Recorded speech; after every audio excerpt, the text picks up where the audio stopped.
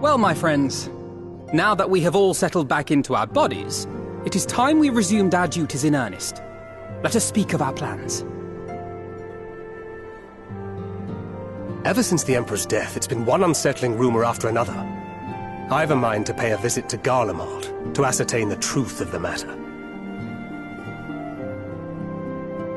A prudent endeavor. 'Tis of the essence that we establish the full extent of the threat, not least if it should prove that Xenos doth indeed orchestrate events from the shadows. In light of which possibility, I shall accompany thee on thy mission. Be assured that thou shalt find me more a help than a hindrance. Thou requirest another to imbue thine ammunition, dost thou not?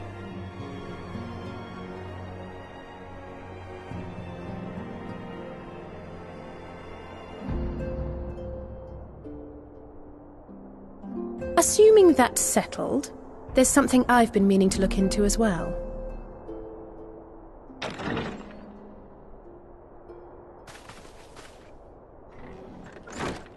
Welcome back, everyone! Lise!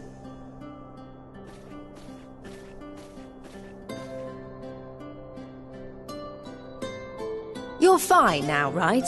No more headaches or keeling over? That's right. We're fighting fit and raring to go.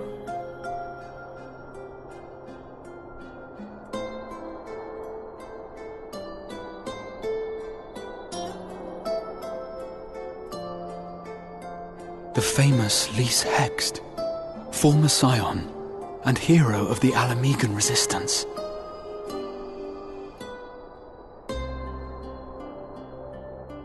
I don't believe we've met. Really? It's so easy to assume that all Archons are acquainted.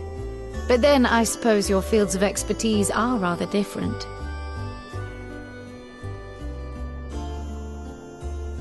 Grahatir, at your service. I have read much and more about your exploits, Commander. It is a pleasure to finally make your acquaintance. Likewise. The others told me all about you. Do not be so sure. Words scarcely do justice to the vital role he played in our victory in the first. A more dependable comrade one would be hard-pressed to find.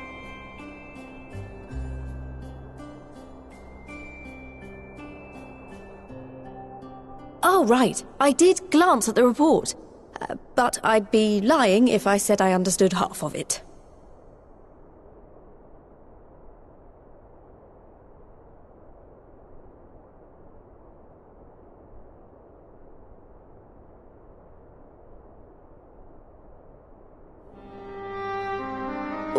Well, that's a lot to take in.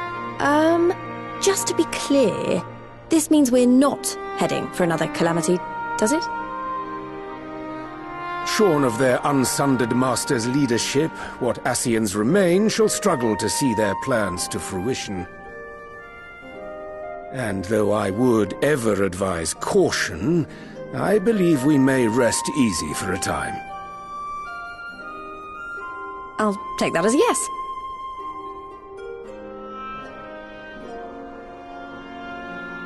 Even so, I don't know what to make of this business about Hydaelyn and Zodiac being primals. A difficult truth to bear, yes. But at last we understand the nature of our adversary. And if there are no further calamities, neither will there be rejoinings, meaning Zodiac will never regain his full strength.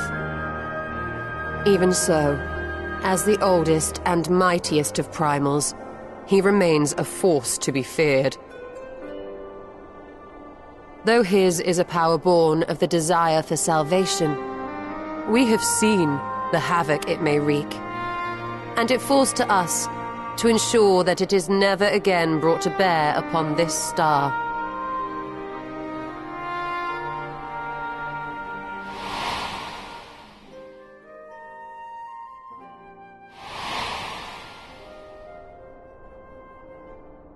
But tell us, Lise, to what do we owe the pleasure of your visit? mean? Isn't seeing my long-lost comrades reason enough? Alright, there was one other matter. I have a message from the Alliance, and before you ask, yes, it's about the Empire. So, after Emperor Varys' assassination, it seems his cousin Nerva made a bid for the throne. The trouble is, he wasn't the only one with designs on it, and it didn't take long for a civil war to break out. And it's not just in the provinces. Early reports say huge swathes of the Imperial capital have been reduced to rubble. The Alliance will soon convene in Alamigo to decide on a course of action, and we were hoping you'd come along. Well, as it happens, Eorzean and I were just this moment planning a little trip to Garlemald, and we should be grateful for any advice the Alliance can provide on how best to make the most of our visit.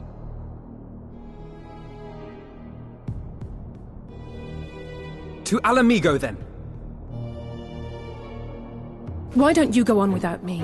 There's something I need to look into. Oh, forgive me. You were just telling us. What is it, if I may ask? I want to find a way to cure the Tempered. Of course.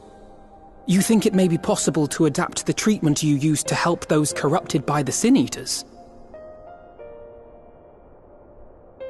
I'm sorry, a cure for tempering? But that would change everything. Alizé, consider yourself uninvited. Go and find us this cure. I'll do my best. I was hoping you might join me. Don't worry if not, though. I won't hold it against you if you'd rather attend a stuffy meeting.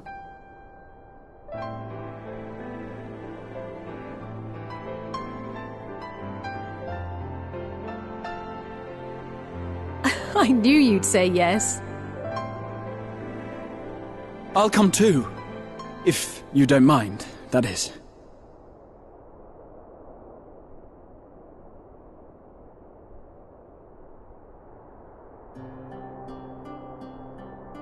Mind?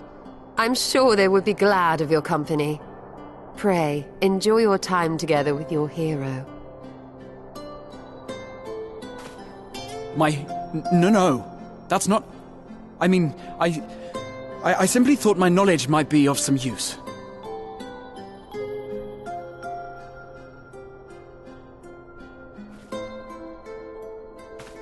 We shall be on our way then.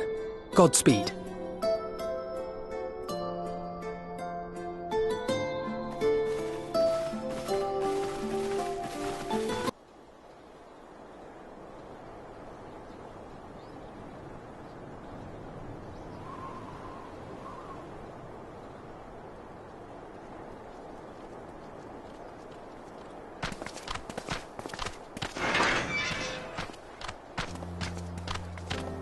My friend!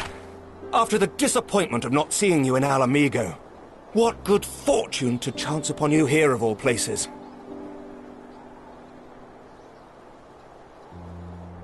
As you may have heard, the Allied nations are making a renewed effort to address the primal problem.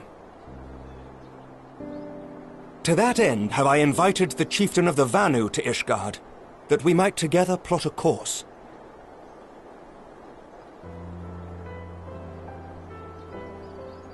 Since the war with the Empire appears to be nearing its conclusion, I would also like to call upon Estinian's lance. Alas, he is, as ever, a difficult man to find.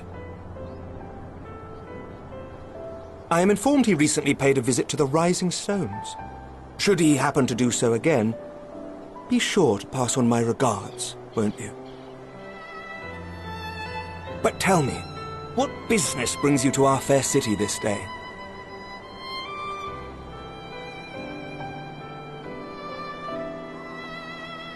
A cure for tempering.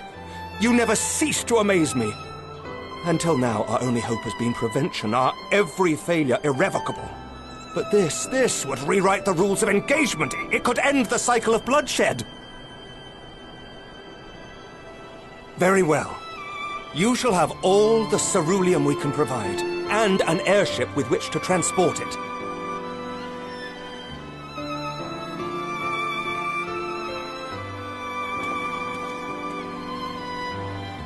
In this matter, you may count on Ishgard's full support.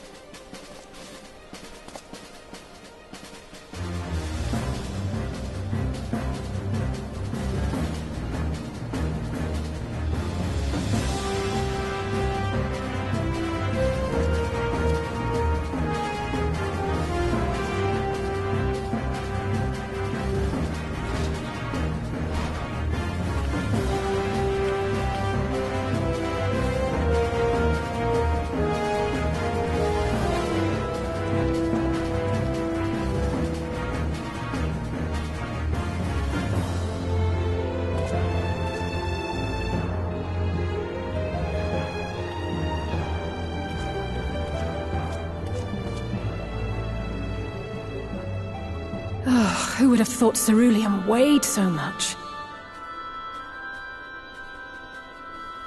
Serves me right for being stubborn, I suppose. I should have just done what you did and accepted help.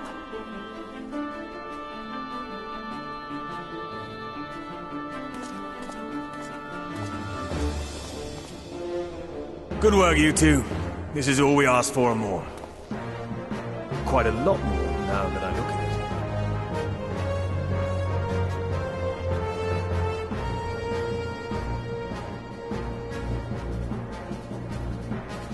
Lord Emmerich, eh?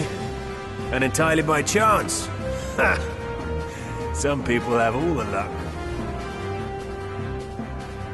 We have also succeeded in configuring the terminals, thanks in no small part to our able assistant.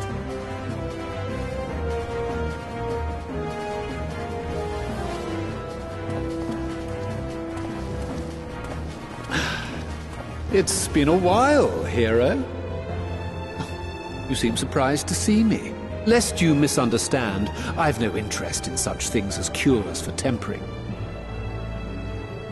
But if you mean to achieve that which eluded even the storied Allagans, it seemed plain that you would require my expertise. And so it proved. Is that not right, Garland? For all the effort it took to track you down after your latest disappearing act, you could find the cure for death, and it wouldn't be worth the trouble.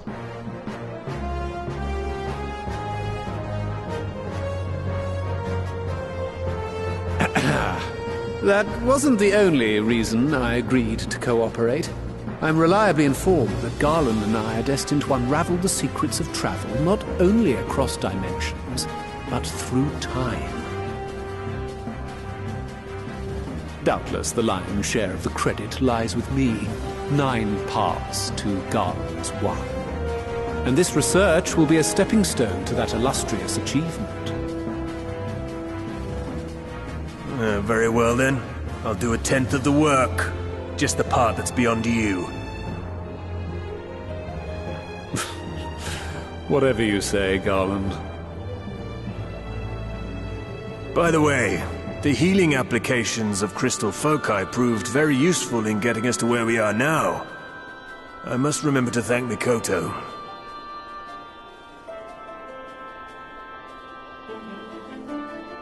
Right. If everyone's ready, let's begin.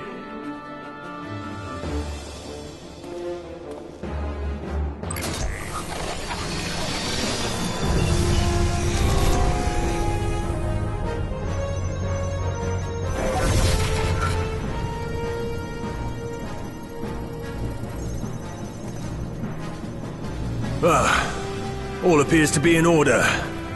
Now, we just have to wait for it to find us our magic. Why not take this opportunity to put your feet up?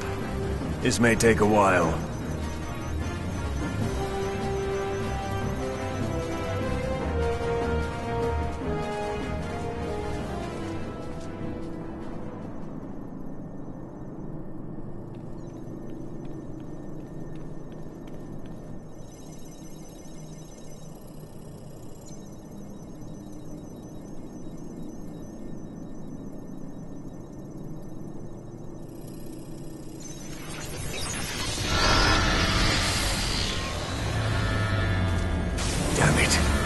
It's overloading. Chief! She won't last much longer! We'll have to shut it down. Wait! We're close! So very close! Oh!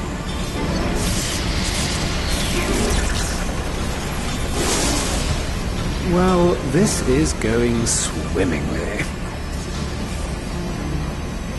Please, a moment longer. I beg you. There!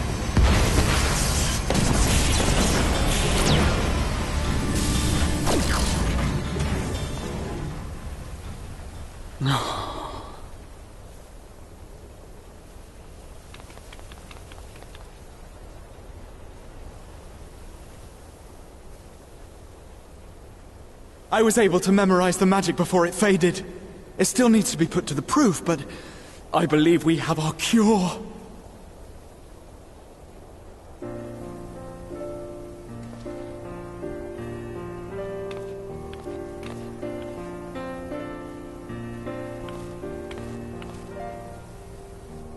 It's just as well. She'll never run again.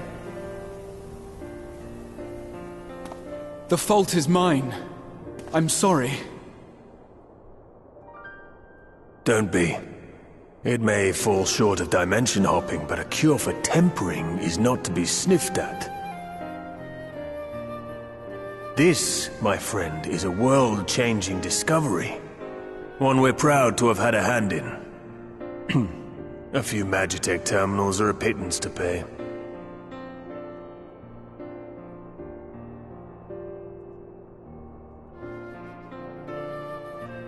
Thank you.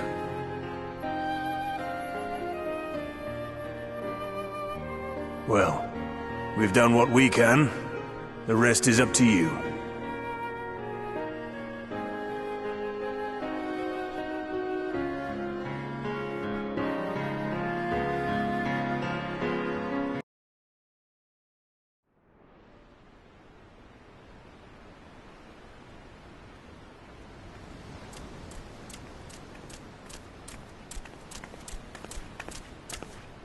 Apologies for the wait.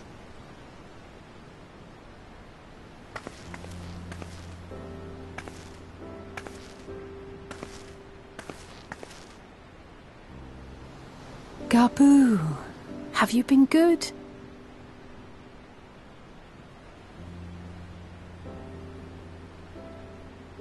Still no change, I'm afraid. He just stands there in silence until we move him. It's all right now. We're going to help you get better.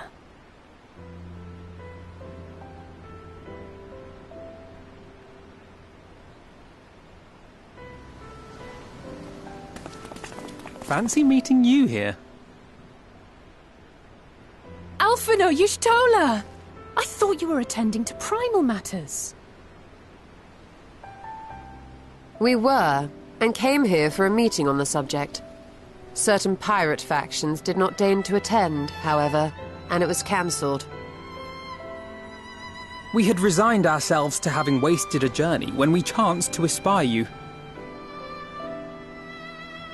Could it be that there has been progress with the treatment?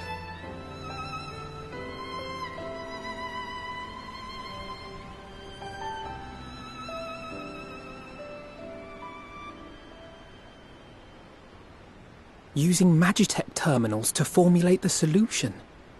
I would never have contemplated such an approach. So this new magic, adapted from memory transference, would be used to purge the subject of their fanatical faith, while Angelo would be responsible for reanimating the ether of their soul.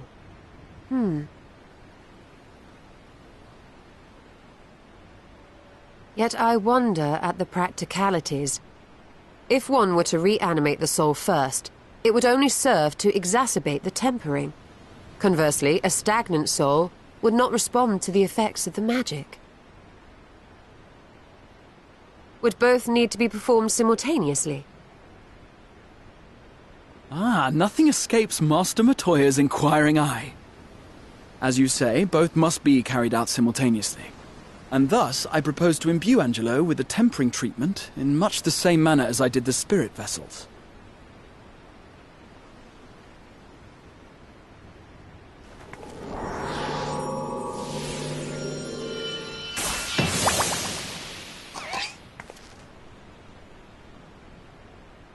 By doing so, we also spare Graha the trouble of casting spell after spell.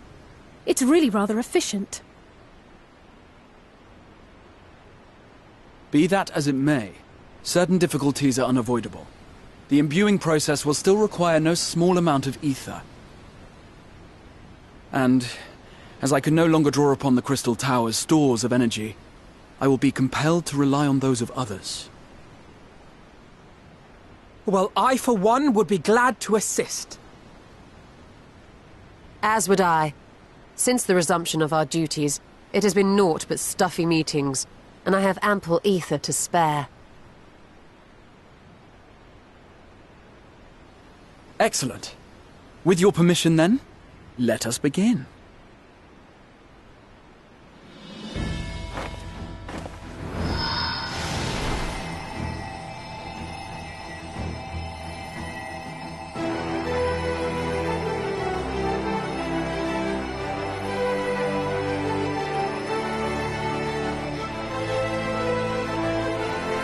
Yes, this will do!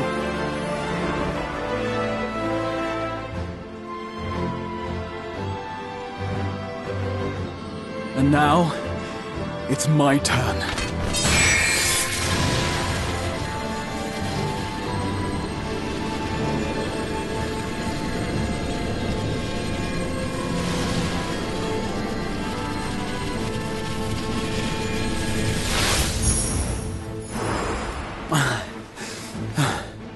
Tis done.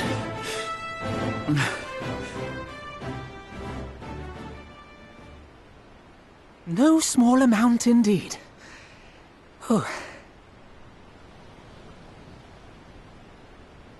Well, we seek to go where even the Allegans did not. It was never like to be easy. The rest is up to you, Alize. The treatment itself will take time and focus, so we will need a quiet room. I'm sure our hosts can spare one.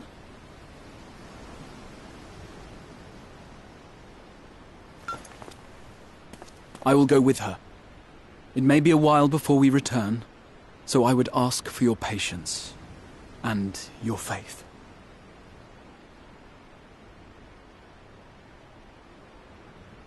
We'll bring Gabu back. You see if we don't.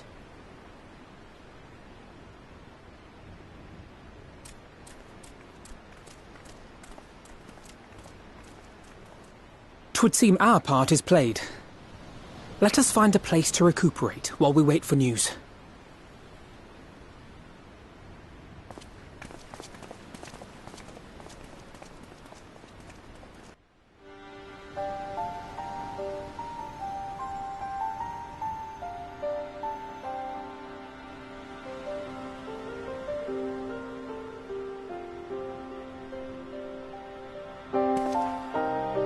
For years, Eorzea has labored to find a solution to the primal problem, without success. Any hope that tempering could be reversed faded long ago. I myself had given it up as impossible. Given up on the tempered and the light corrupted alike. They were problems to be tolerated, or else eliminated, I believed. And to think otherwise was pure naivety. Childishness, even. But Alize refused to give up. She struggled and she struggled. And her efforts were rewarded with a way to bring back Halric. And now countless others may no longer be beyond salvation. However much we bicker, I have the greatest respect for my sister.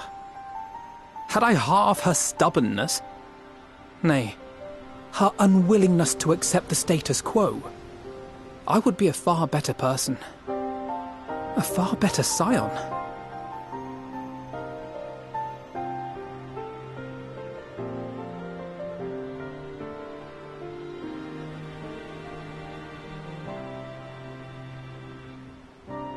She told you of my graduation thesis.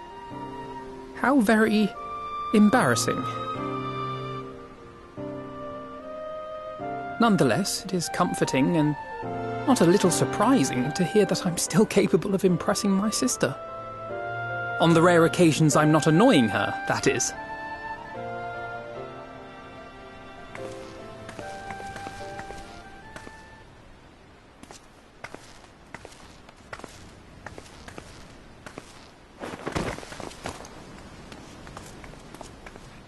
Alize, are you all right? The treatment. Did it work?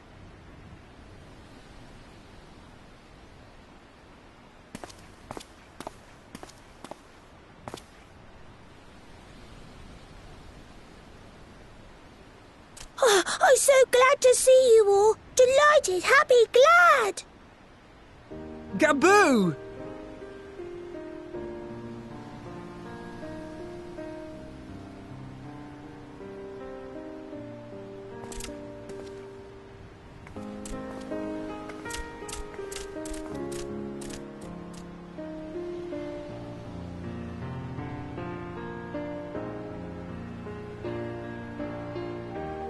All this time, my mind was filled with thoughts of Great Father Titan. But I never forgot about Mother and Father. Always, they were in my heart. Constantly, ever, always. So I tried to focus on their faces. Theirs and yours. Alize's and everyone's. And I found that I could remember. One thing, then another, and another.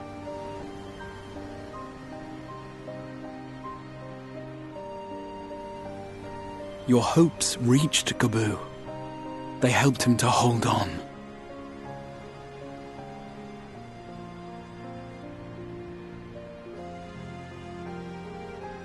I'm so proud of you, Gaboo.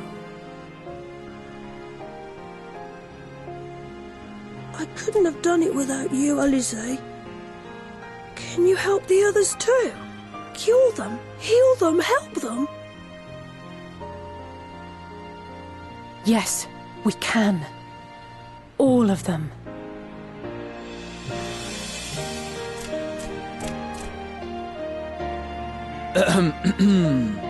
Without wishing to dampen the mood, I feel compelled to add certain caveats regarding the viability of the treatment for general use. As you know, reversing the effects of tempering demands a profuse amount of ether.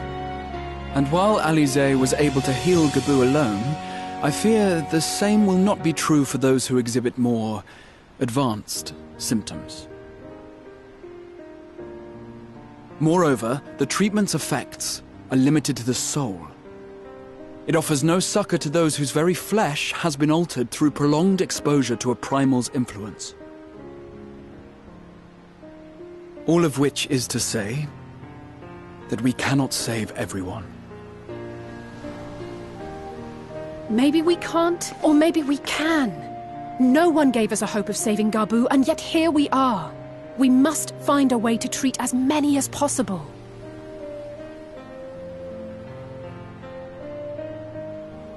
Then, the next logical step would be to produce a veritable army of Porkses, would it not? Granted, it seemed a simple enough process in the first. But I suspect it will be different here in the source. Not that I am any authority, of course. Yet there is an authority on familiars to whom we may grudgingly turn. She's stubborn, haughty, eccentric, irascible, laconic, annoying. And her name is Master Matoya, the real one.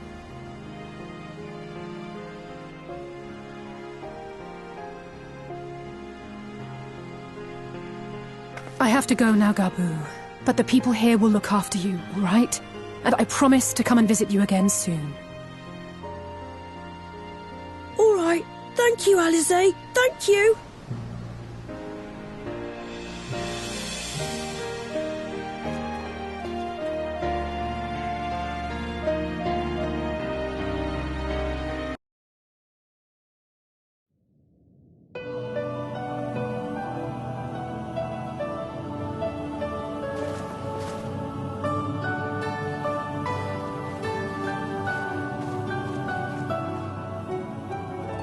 Nary a word from you all this time, then you bring every man and his pirogo with you.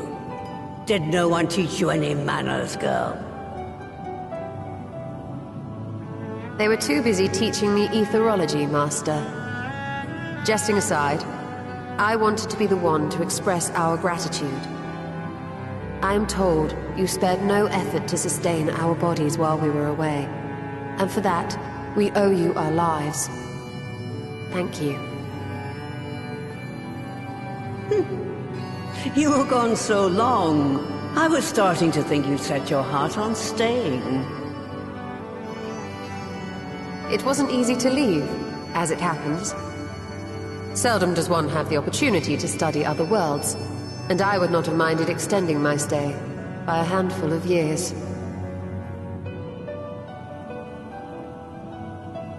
Ever the scholar. Y'shtola dedicated herself to studying ancient civilizations of the First, befriending a tribe known as the Knights Blessed in the process. There she took on the name of Matoya and won the respect of all the children of the forest.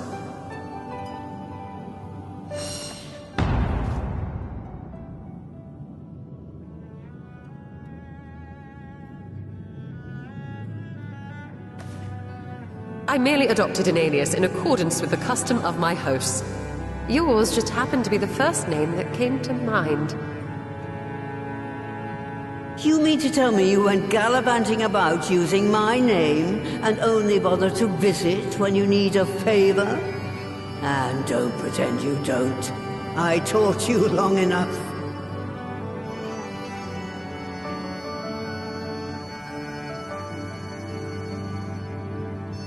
Indeed. And devoted pupil that I am, I could not fail to recall my master's sage advice. When the answer eludes you, look to the wisdom of your elders.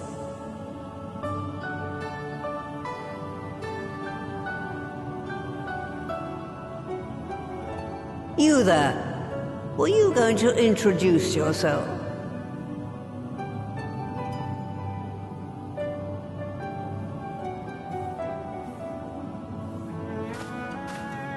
How remiss of me. Grahatia is my name, and I am proud to call myself a scion. I too wish to offer my gratitude for your invaluable aid in sustaining the Archon's bodies, as well as my apologies.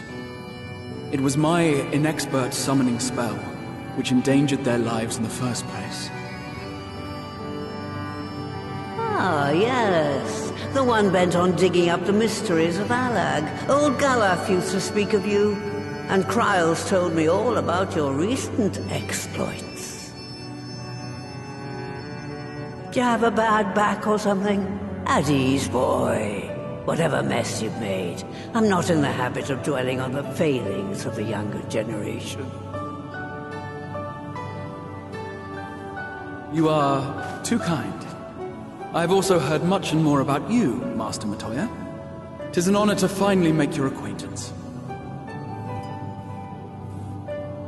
Well, that's more than enough pleasantries for anyone. Tell me what you want. I haven't got all day.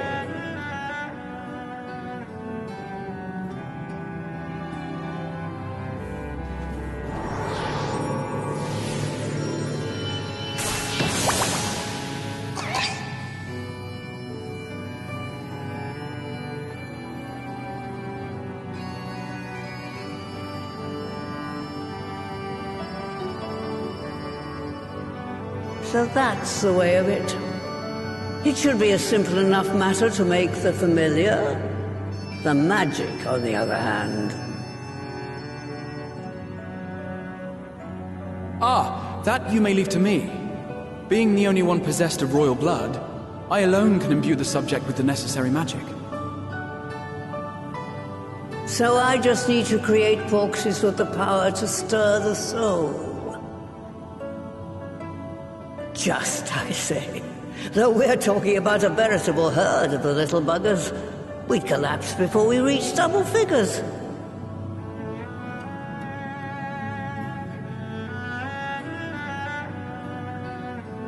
But if I could get a familiar to create the familiars, a mother porxie, as it were.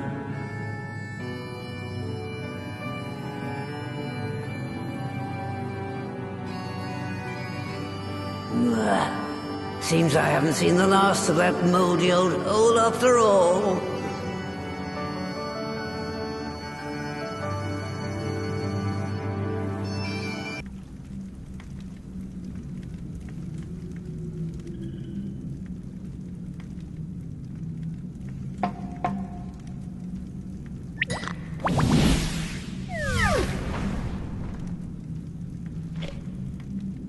There we are, quite tame. Then all that remains is for me to imbue her with the magic. My friends, I'm afraid I must trouble you for your ether once more.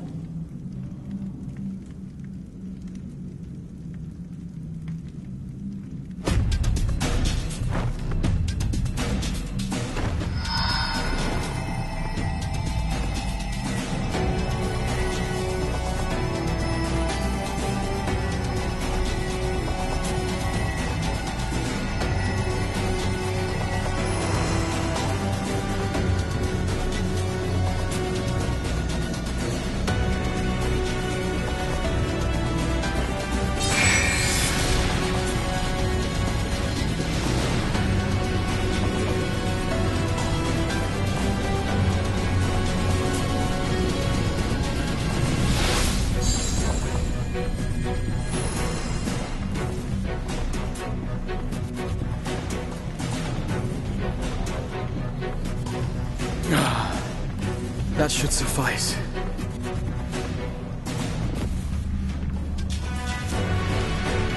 Good. Let's set her to work then, shall we? I want to see some porxies. Assuming, that is, someone can spare the requisite energy.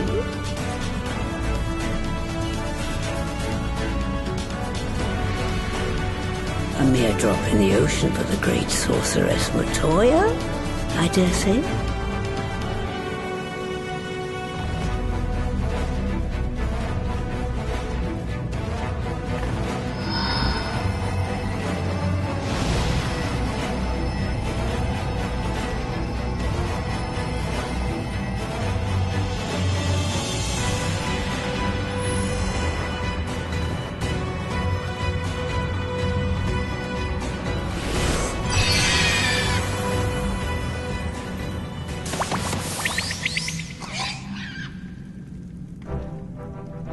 Excellent. Our very own litter of Angelos. And we can make as many more as we want, simply by providing the mother porxie with additional ether. I will require a moment before I try again. It's still hard work, but a damn sight more efficient than making them one by one. Thank you, Master Matoya. Everyone, we're a step closer to our goal. Distributed amongst the allied nations, they should do much to facilitate closer dialogue with the beast tribes. And given their present travails, I believe our friends in Limsa Laminsa should be the first beneficiaries. Agreed. Though I must leave this errand to you. I doubt my legs will carry me out of the cave, much less to Vilbrand. Thank you for taking the lead in gathering the ingredients. I expect you would benefit from a rest too.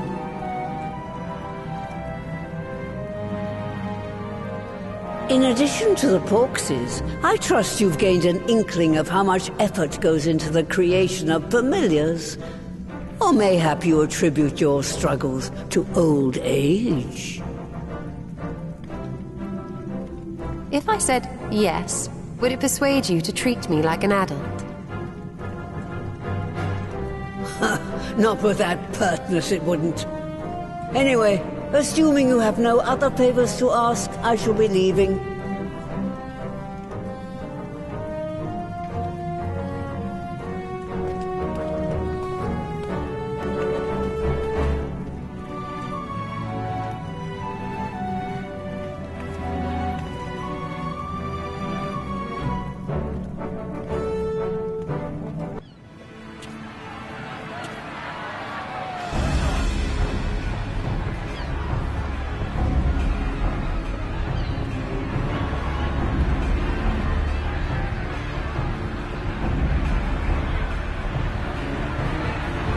Who's come crawling?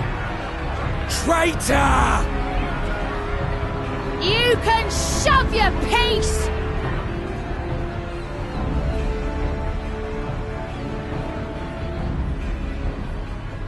Welcome aboard, Admiral. I'll wager you don't remember me. Sicard, acting captain of the bloody executioners, at your service. 'Twas kind of you to invite us. Now, if Captain Hilfear has a message for me, I bid you speak it. We have just the one demand. That you forget this bilge about making peace with the Beastmen. Ours is a nation of pirates. Always has been, always will be. Deny us our right to plunder, and you deny who we are. Too bloody right! Pirates till we die! What we want, we take!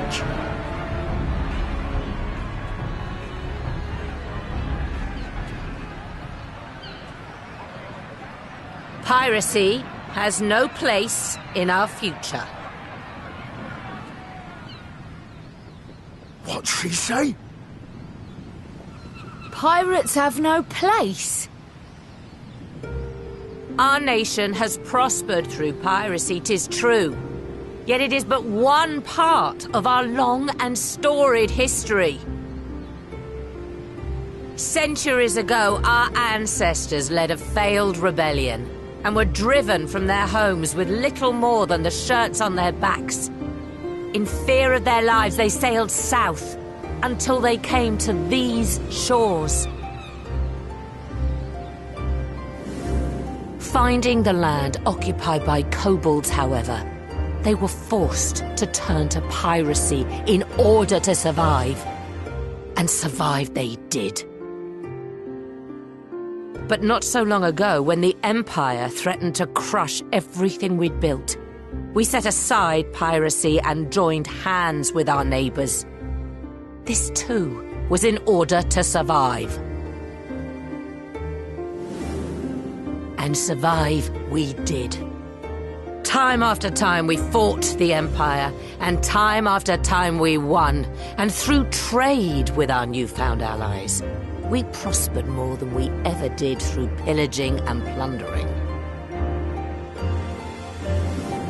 The Empire teeters on the brink of collapse.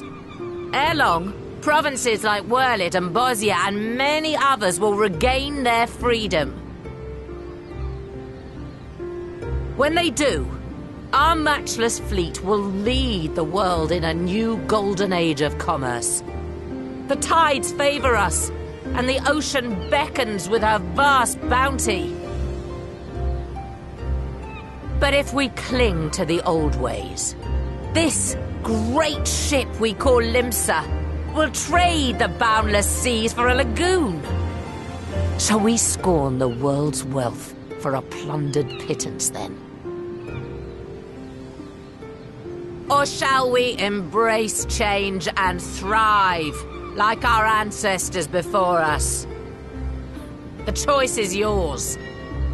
But if we are to prosper in the coming age, the whole of Vilbrand must become our ship, and a kobold and Sahagin are crewmates.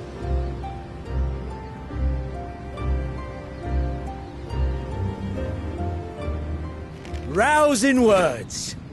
Might even be some truth in them. But pirating's all we've ever known. And we ain't about to give it up just 'cause you say so.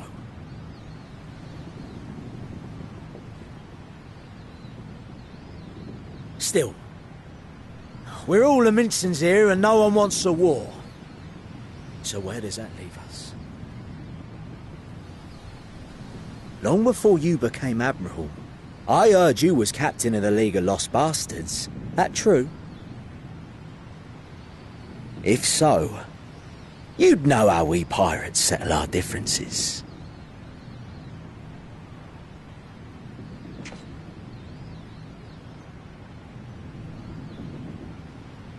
A duel. Very well. As Admiral of Limsa Laminsa, I accept your challenge.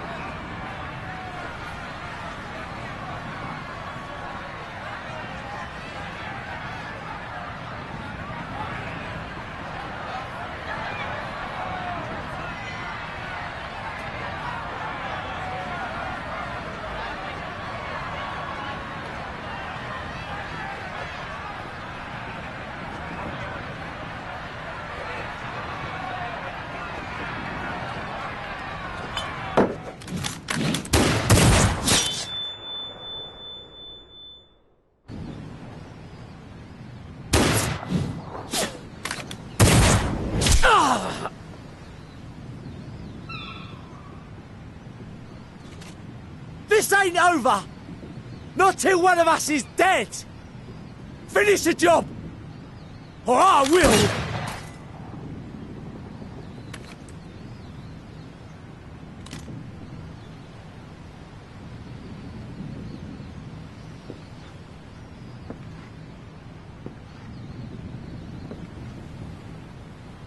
It's the captain! Captain Ilfir! Ye fool! 'Twas over afore it began. Captain! Seems the whelps have been yapping while their master was abed.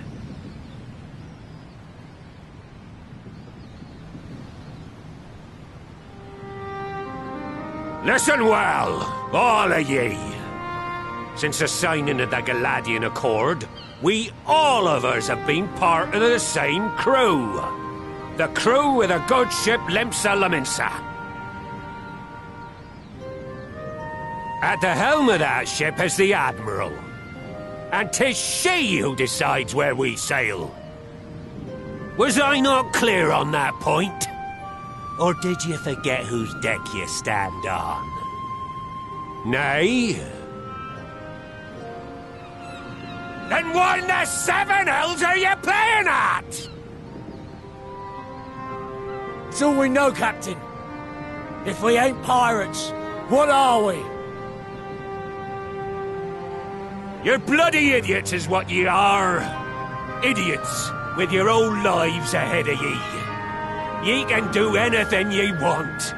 Be anything ye want. We're pirates, aye. And we pirates love our loot. But that ain't our first love. Our first love is the sea. The sea! And what she brings us. Freedom! So hold fast to that. Let the brine-crusted husk that stands before you now be the last of them as knew naught save out of steel. And make of yourselves a new breed of pirate!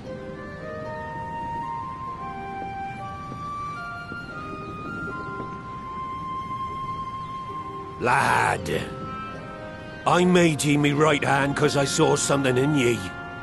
And I still do. You have the makings of a captain. All you lack's the belief.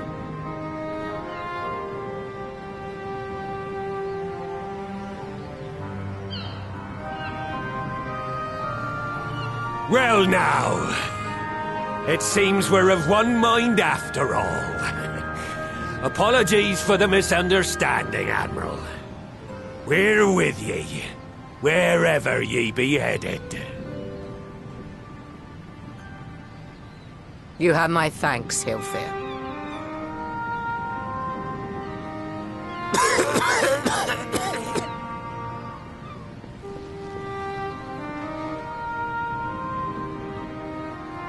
Your choice of dueling pistol did not escape my notice. Good old Annihilator. Ender of many a proud pirate's voyage.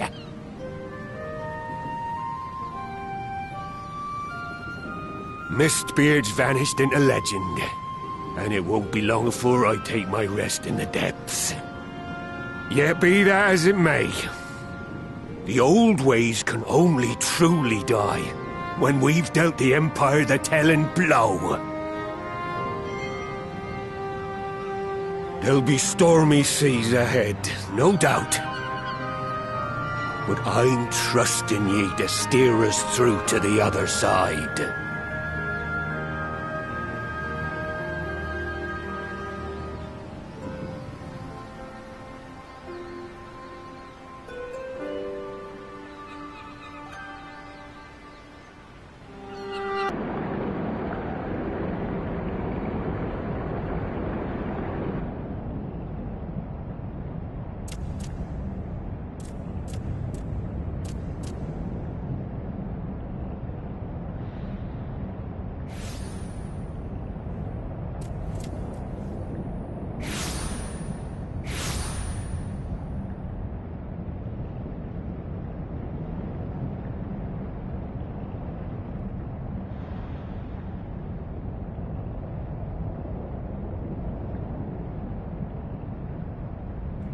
Greetings, Patriarch.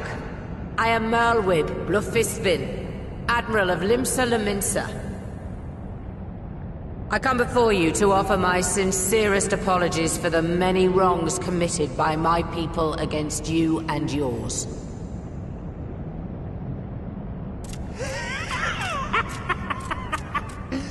You were foolish to come here.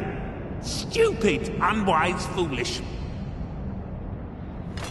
The Great Father shall have your souls for your folly.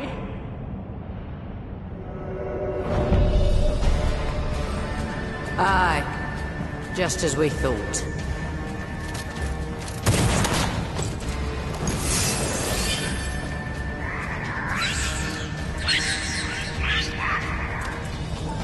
Now, Alize! Quickly! You don't need to tell me! Let none pass. We must grant her as much time as we can.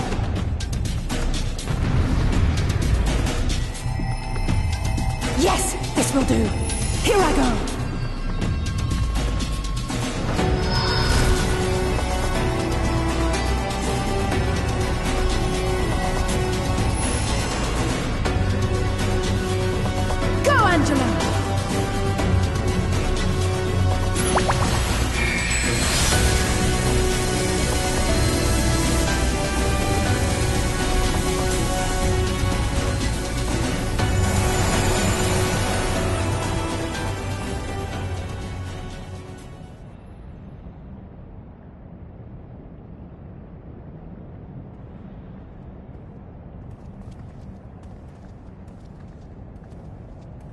Did it work?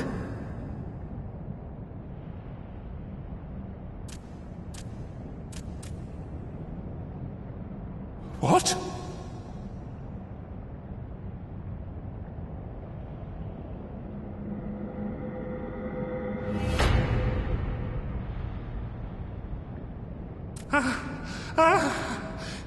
What is the meaning of this? I'm sorry. But they died by your hand. You sacrificed them to summon Titan.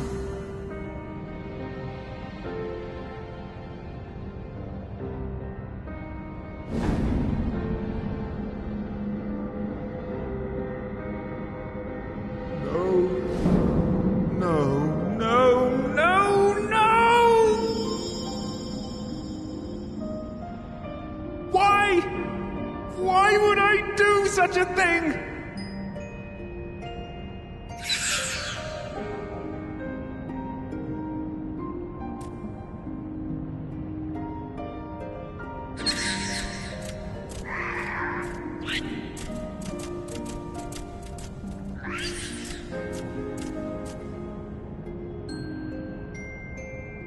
Would that there were a cure for the victims of the Tempered.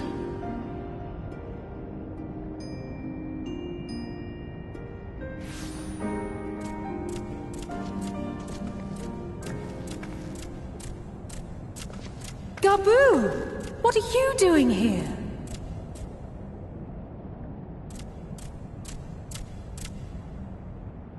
Patriarch, please listen to me. Heed, listen.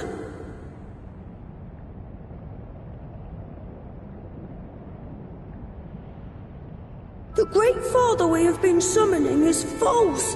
He only hurts us and those we love. For a long time, his voice filled my mind. It told me to do terrible things. Awful, unspeakable, terrible things. But I didn't give in to it. And you mustn't either. There's been too much pain already. So please, end the suffering.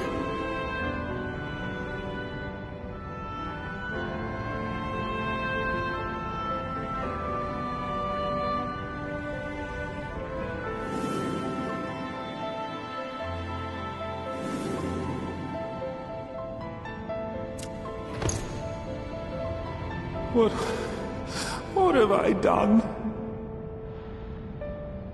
We share this child's desire, Patriarch. An end to summoning, for it spells naught but misery for both our peoples.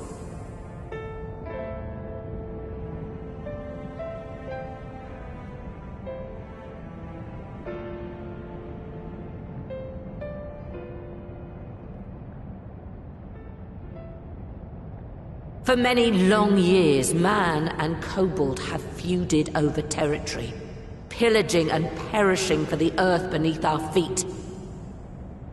It may be said that we fought to survive, but what we have sown in blood, we have reaped in suffering, and it cannot go on. I would see us set aside the past and work together for peace.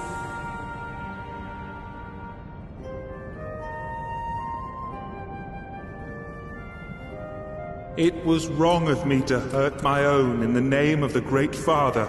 Sinful, evil, wrong. But that doesn't mean there can be peace between us.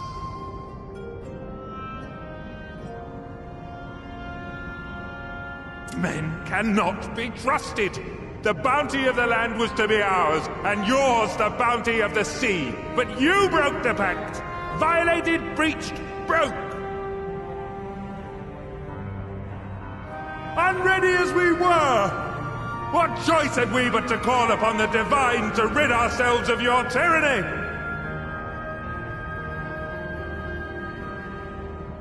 None, and I do not blame you for it.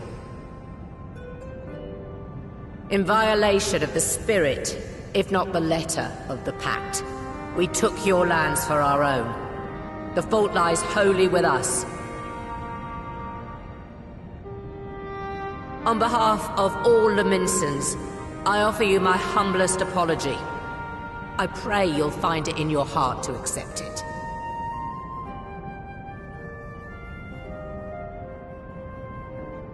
Yet I know an apology alone will not serve to make things right. So, we will revise the pact to leave no room for doubt. And any who violate it shall face justice, swift and certain. No. We won't be fooled. Not again. Please, hear me to the end. Fleeting though it was, there was a time when man and kobold abided together in harmony, in cooperation.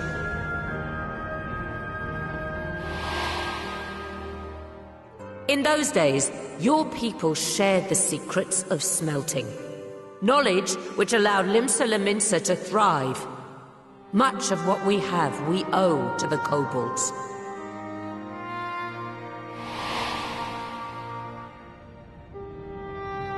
And so, for the good of all who dwell on this isle, I wish to make you an offer. We will bear your people's wares to every corner of the world, and trade them in your stead. In return, we will bring you the bounty, not only of the sea, but lands both near and far. Whatever you desire, the Navigator as my witness, you shall have it.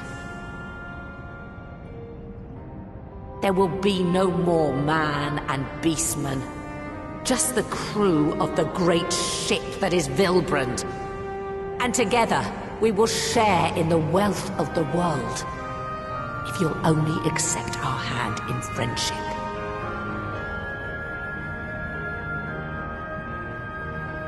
We want to believe you. We truly do. But we believed you before and you betrayed us. Fooled, deceived, betrayed us. There are bad men, it's true. But there are also good ones. And the ones before you are the best of them. They were always kind to me. Caring, nice, kind, and I trust them with my life.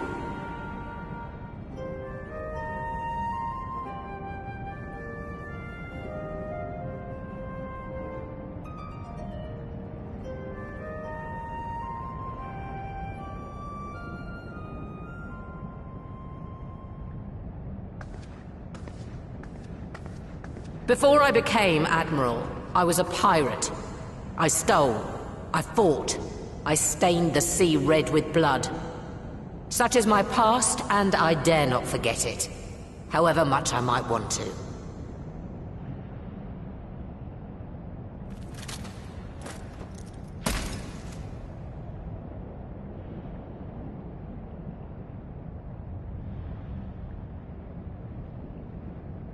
That is death penalty. The pistol I used to pass judgment on my own sire when he fell thrall to Leviathan and betrayed his comrades.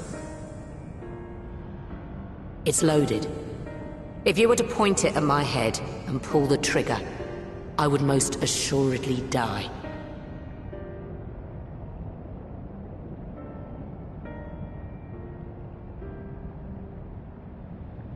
Though it isn't much, my life is the single most valuable thing I possess. If it will suffice to atone for past wrongs, take it.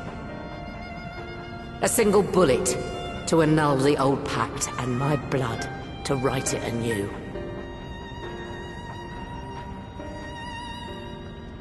What comes after, I entrust to this man, my second in command. I know that he will do his utmost for the happiness of all who call Vilbrand home.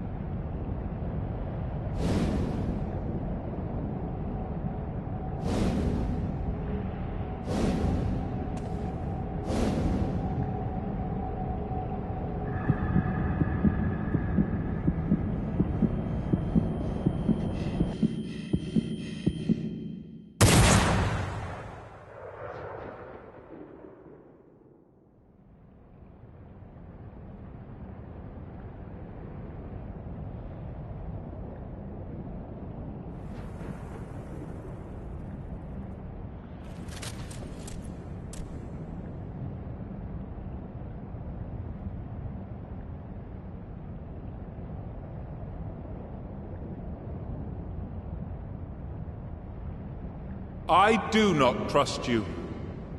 Not yet. But Gabu does. And I will trust him.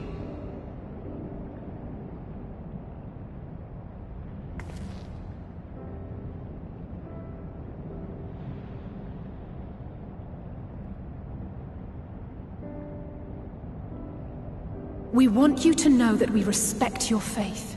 There's nothing wrong with giving thanks to the land which sustains you. But summoning is different. Should you hear of anyone who would attempt it, we ask that you appeal to their better judgment, or failing that, seek our aid. We're always ready to help. Many and more of my brethren are yet enthralled to the Great Father, just as I was. If you could free them too, I would be grateful. Appreciative, thankful, grateful.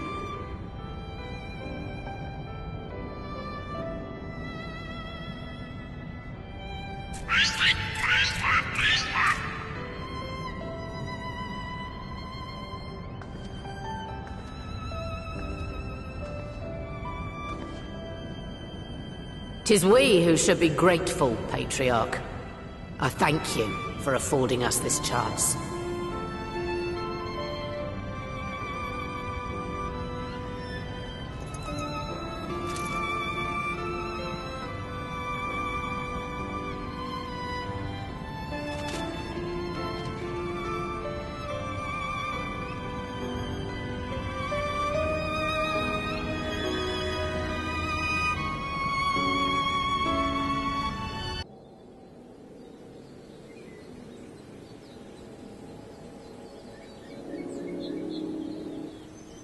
Right.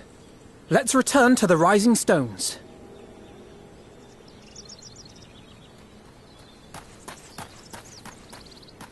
Admiral! Something strange is afoot at the floating city.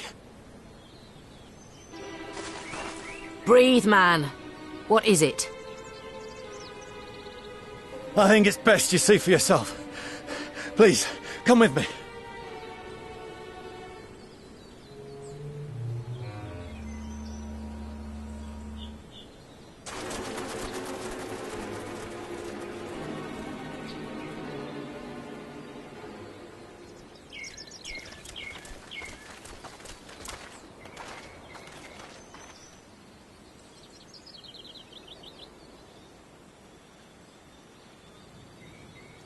What in the world is that?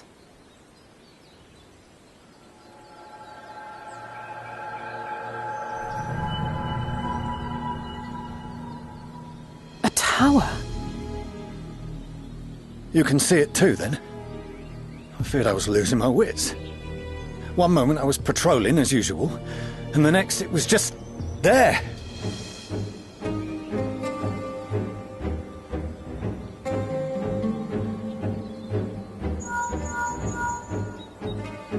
Yes? This is she. I am. I'm looking at it. What? Understood. Send the Elder Seedseer my regards.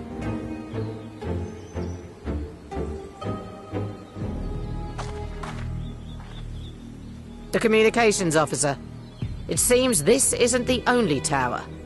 They've sprung up all across Eorzea.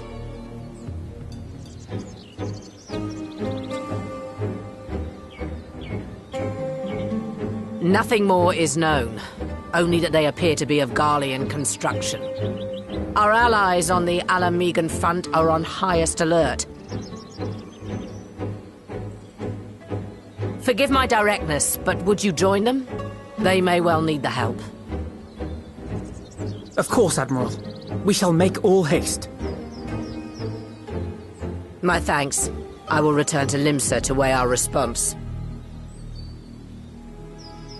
Look for Commander Hext when you arrive in Alamigo, and may the Navigator speed you on your way.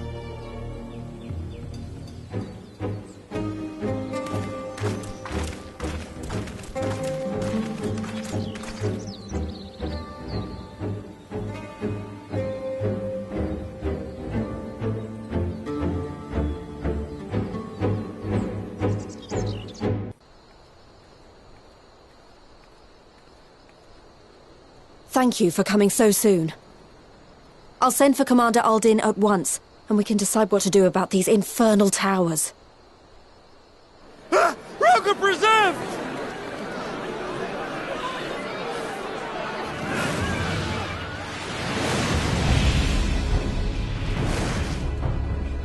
It can't be.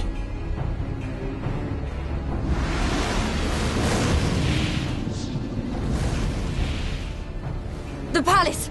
After them!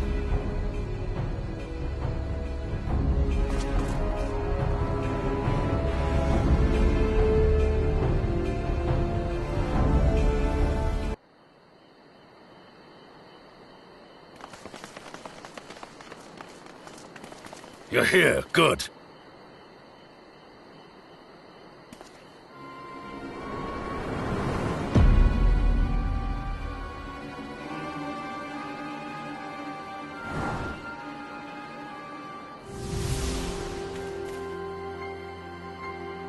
Well, well, well! To be received by such an illustrious cast! Why, even the hero of the piece is here! I feel quite starstruck. Is that a sigh? His body, more like. You don't fool us. Oh! You saw straight through it. Anyone would think you dealt with Ascians before. Permit me to introduce myself. I am Fandaniel, and may I say what a pleasure it is to finally make your acquaintance.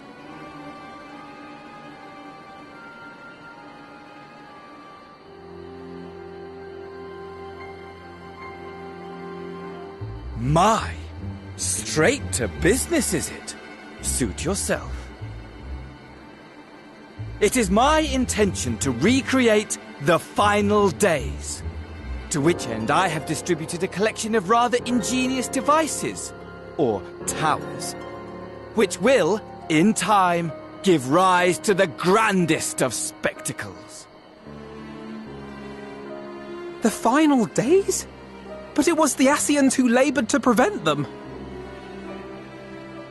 You're quite right, though I would expect no less from one responsible for eliminating my unsundered colleagues. Honestly, the three of them were obsessed with restoring the one true world.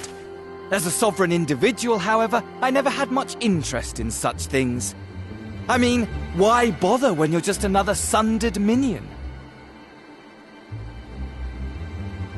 Admittedly, Elidibus was not convinced by that argument, but thanks to you, I'm finally free of his incessant nagging. Free to use my powers as I see fit, to fulfill my heart's desire.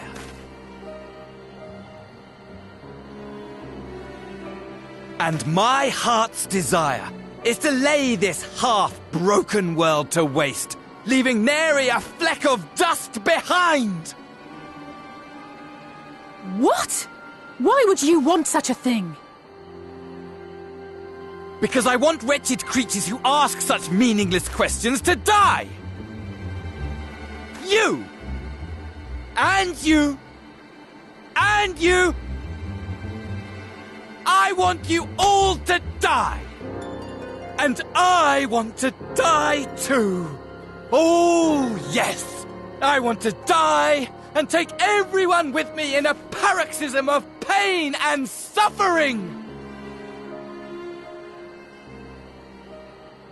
I'm different, you see, from the ancients who clung to dear life, and from you. So don't bother trying to reason with me. You will find I have no reason, or creed, or any such tripe. I just want to destroy the world. But please do resist with all your might. It will add to my enjoyment.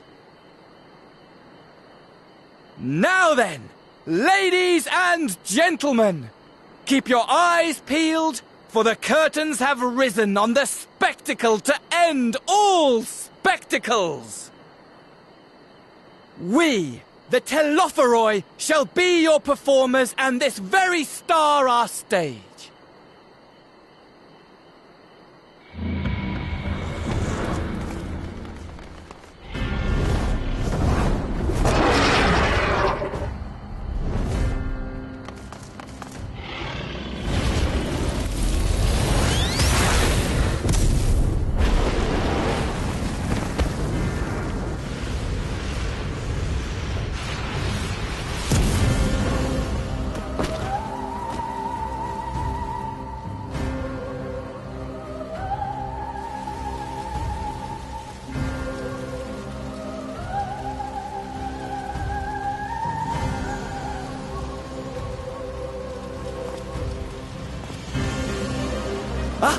But I nearly forgot. I have a message for you. My esteemed patron, Lord Xenos, eagerly awaits you at the heart of the chaos. While I wish only to destroy the world, he exists solely to relive a certain, transcendent moment with you. And it is for that reason he would reduce all to ash.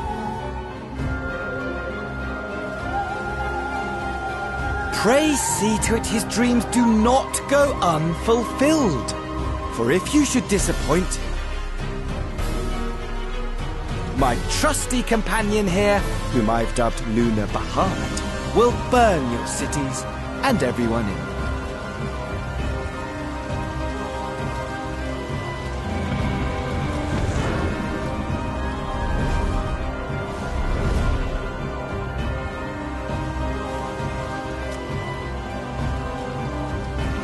Everyone out!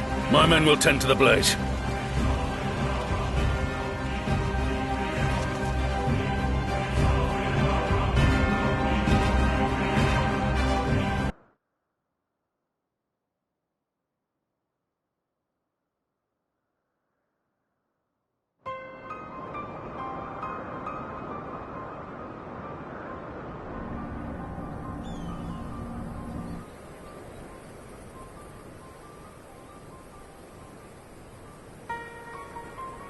The scouts should have been back by now. I'm gonna go and find them.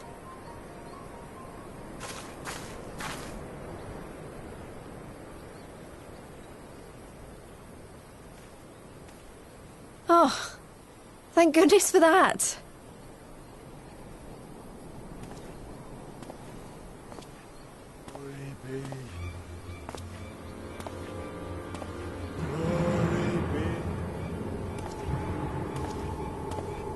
Glory be.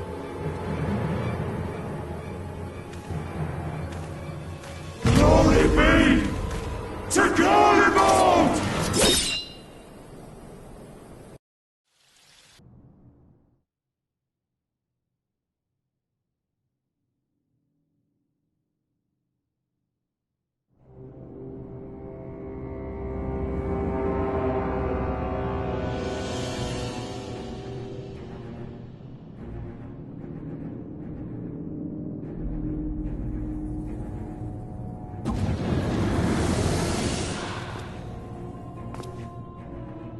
The piles have been driven as planned, and the first of the beasts has roared to life. Moreover, I am pleased to report that preparations are well underway for the rest. Ere long, chaos shall reign over all the land, as befits the final days. Call it what you will, so long as my friend returns to me, fangs bared and claws sharpened. I care not. Of course, my lord. By strange coincidence, your dear friend chanced to be present when I made my declaration.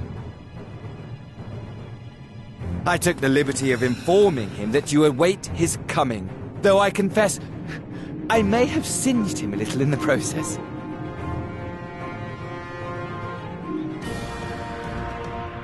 And why do you tell me this?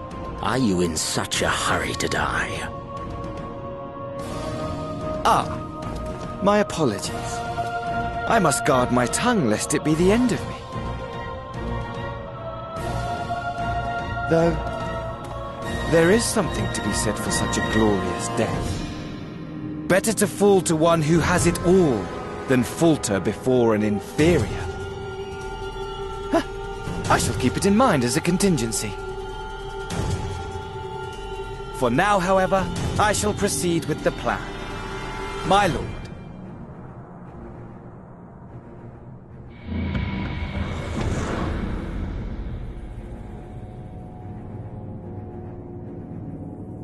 I must find myself a new weapon.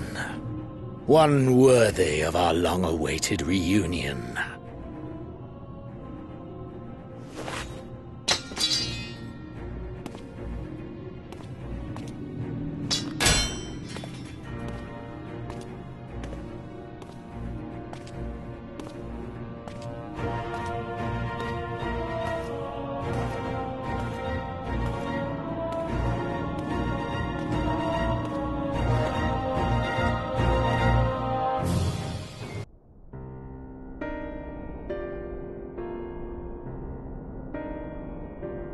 Ere we begin, I would like to offer my gratitude to Masters Thancred and Eorzean.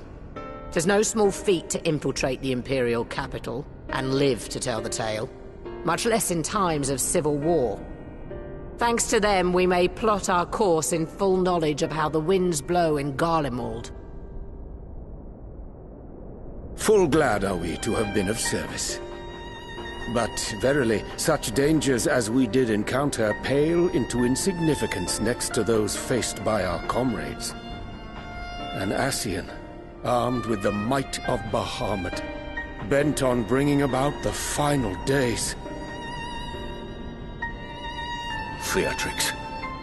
He sought only to make a show of the power at the Teleforoi's disposal. But since then we have seen no sign of this Fandaniel or his worm. And while we've done what we can to bolster our defenses, there's no telling where he might strike next. Whenever and wherever it may be, we must use the intervening time to learn more of our enemy. 'Twas with this in mind that we dispatched scouts to investigate the towers.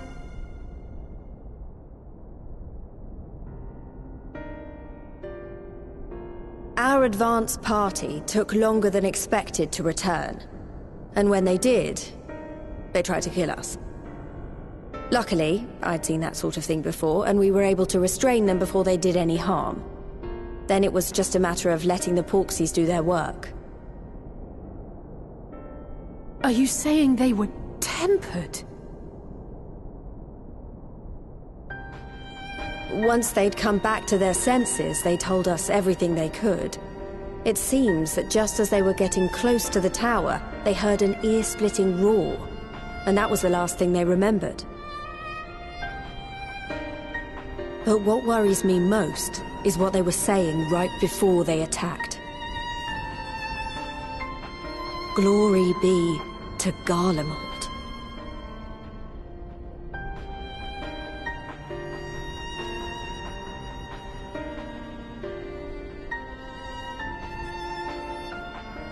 The Tempered have heretofore ever been thralls to primal entities.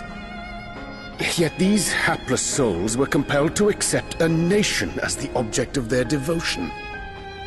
This calleth into question all that we know of the condition.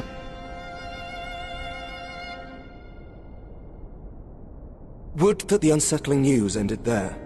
Alas, there is more. Following the earlier reports of missing Amalja, we have learnt that other beast tribes have suffered similar losses. And we now have reason to believe that the abductions are connected to the appearance of the towers.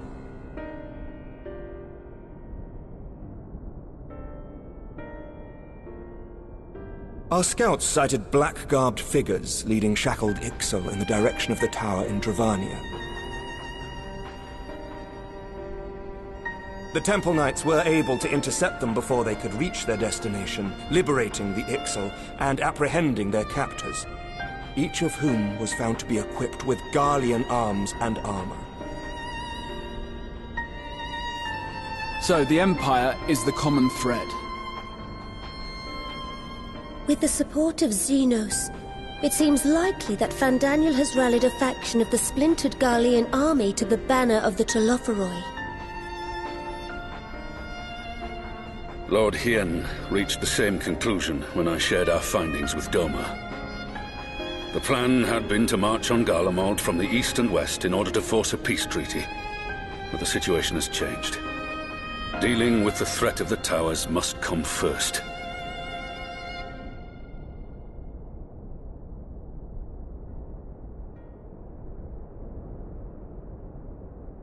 Given the nature of the enemy and the proven risk of tempering, I could think of few suitable candidates to aid in this task.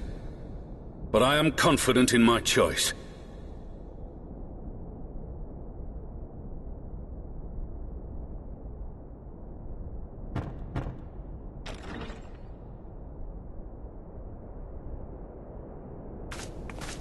What?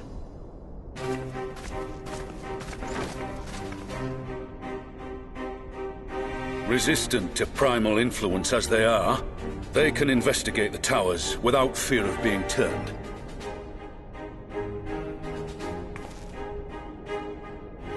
We are glad to put our gifts to use, Commander.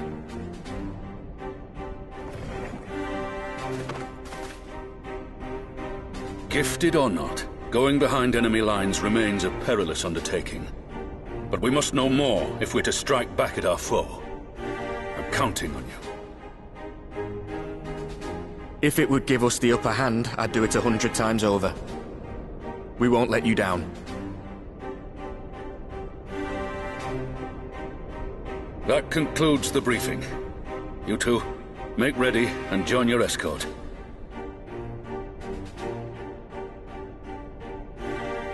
Are you certain about this, Arenvold?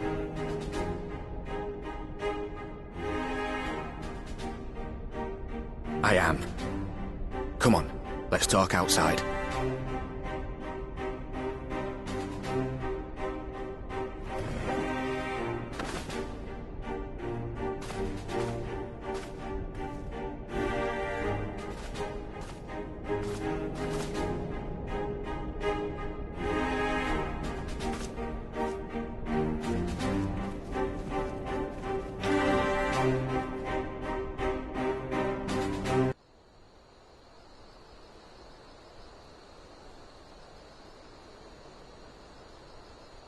So you know, I've already gone through all the formalities at the Rising Stones. Made sure to inform Jamoldva and Vmar at Ralga's Reach as well.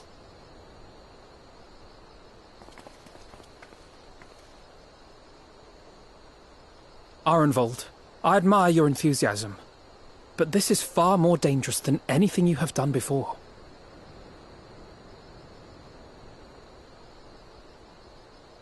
I know the risks. And I also know what's in store if we don't stop Fandaniel from carrying out his plan.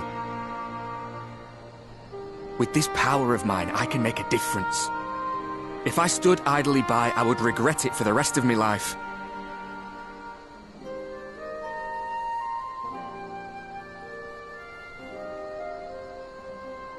And you, Fudola? Is this what you want? What are you asking me for? It's not like I have any say in the matter.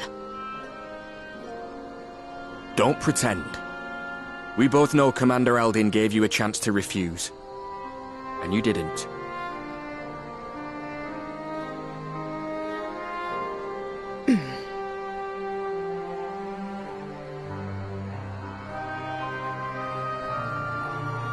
So the Empire's finished, is it?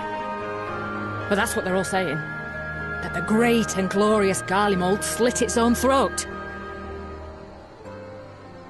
And now, from out of its twitching carcass crawls the Telophoroi with bloody Xenos at its head!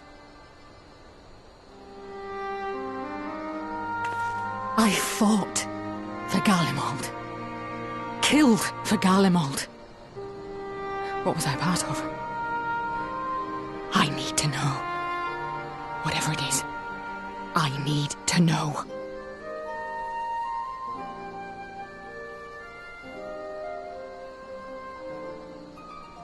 Very well. If your hearts are set on this, I shall not stand in your way.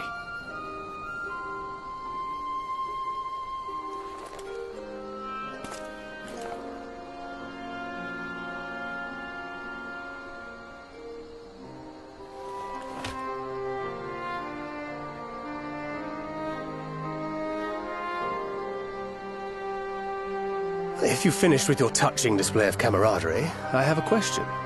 Which tower are you planning to investigate, exactly? Well, the one in Girabani is said to be tightly guarded. It's patrol after patrol out there, apparently. We'd be spotted before we got anywhere near it. Which is why we've set our sights on the one in Pagalthan instead. There shouldn't be anything like as many Imperials to worry about down there. Even so, I doubt the local Amalja will look kindly on it if they catch you sneaking around in their territory. Fordola and I had a chance to learn the lie of the land in our previous forays there. We might still find trouble, but at least we won't lose our way.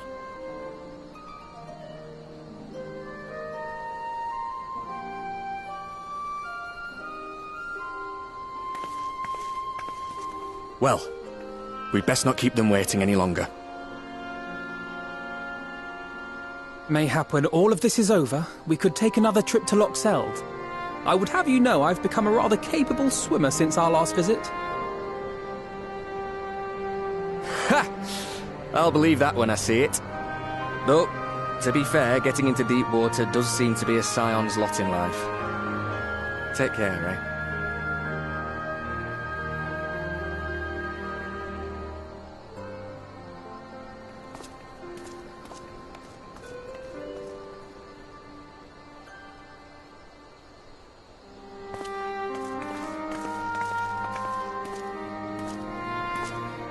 It means a lot, you know. You coming with me. I'll still owe you for saving my skin, don't I? Can't return the favour if I'm not there. I dare say you'll get your chance before long. That Fandaniel sounds like a tricky customer. Too much for the likes of me, anyway.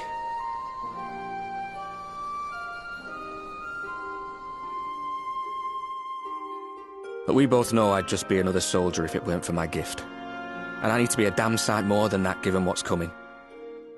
I realise I can't hold a candle to a hero like the Warrior of Light or Alphino, for that matter. He might look like he's 12, but he's seen more action than most people see in a lifetime.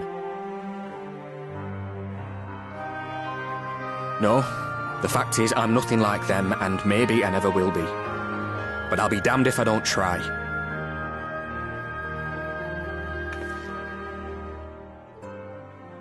They're counting on me. On us.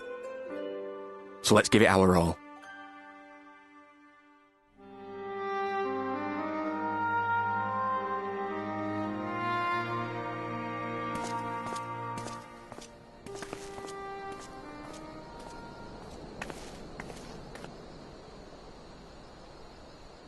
He does not want for conviction, that much is certain. So let us have faith in him. Him and Fordola both. While they see to the towers, I would attend to another task. Chasing down this lunar Bahamut.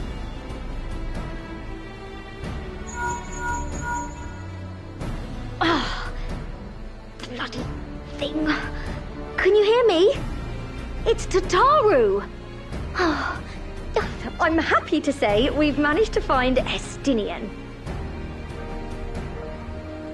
And I'm sorry to say he went running off again the moment we told him about Bahamut.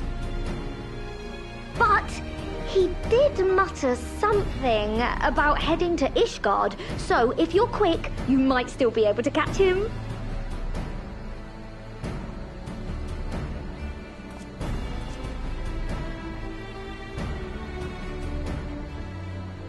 Even if we set out this instant, he may already have left by the time we arrive.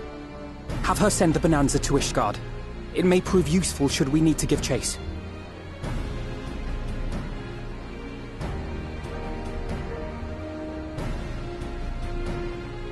Gladly. I'll see to it as soon as Kryl and I get back to the Rising Stones. Good luck. While you go off on your dragoon hunt, Urianger and I will return to headquarters. We have much to tell the others. I wish you every success in your search for our elusive friend. May we all meet again ere long.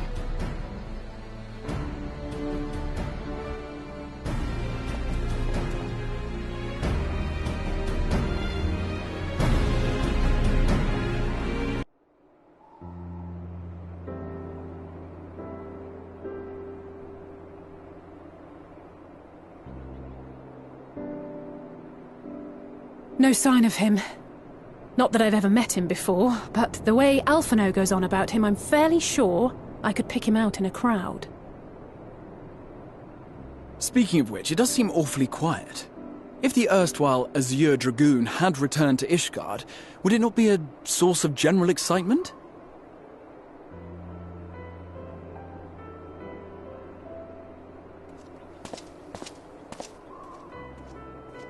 First the Scion's Coinkeeper, and now you. I'm beginning to think these meetings are more than mere coincidence.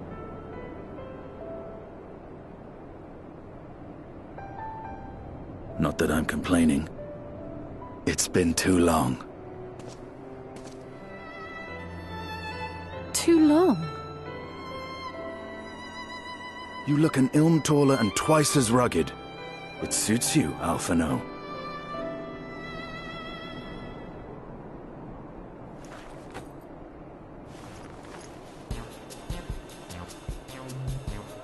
Quieter, though. Have you been giving him lessons on how to be the strong, silent type?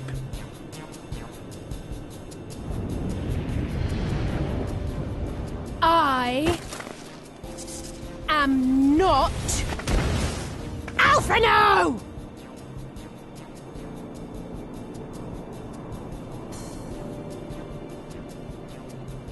If the two of you are such firm friends, perhaps you should remember what he looks like. And what do you mean, rugged? Ugh! Had my brother mentioned what an oaf you are, I'd never have bothered looking for you in the first place.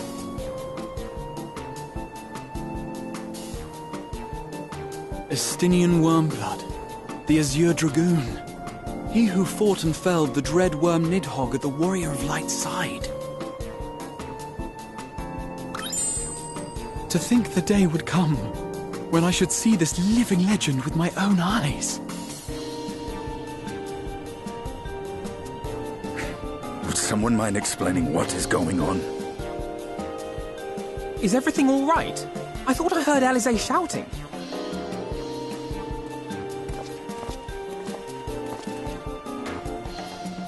Estinian! It's been too long.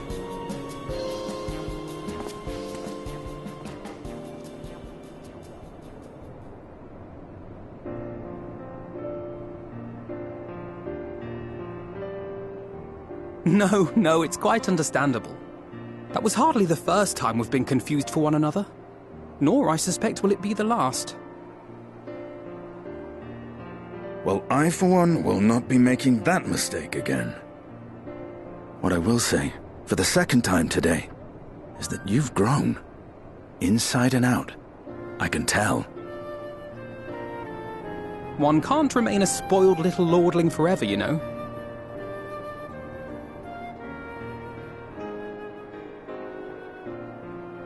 At least someone's having a good time.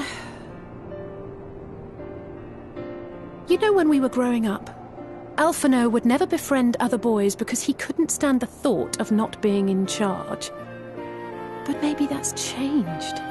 He seems just as happy around Estinian as he does Arenvald.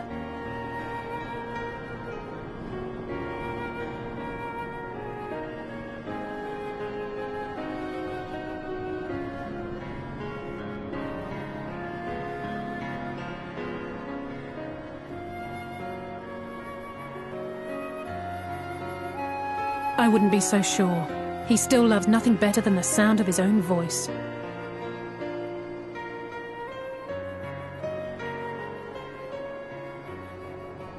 No rest for the righteous, eh? Speaking of which, I was just on my way to borrow an airship to take me to Azisla. Azisla? How could I forget? The dragon with whom Bahamut shared the deepest of bonds. Aye, Tiamat, his mate.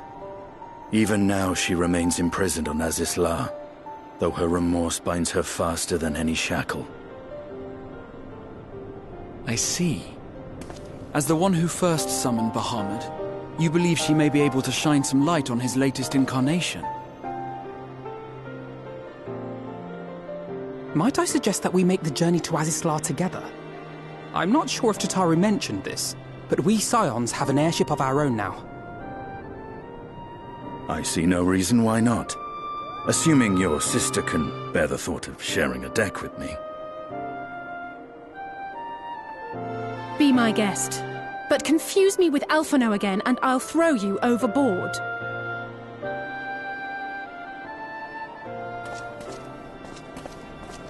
Ugh! I don't know who he thinks he is, but he's nothing like Alphino painted him to be. I will admit, he is not exactly as I imagined him either. Based on what I had read of the man, I think I was expecting someone a little less blunt?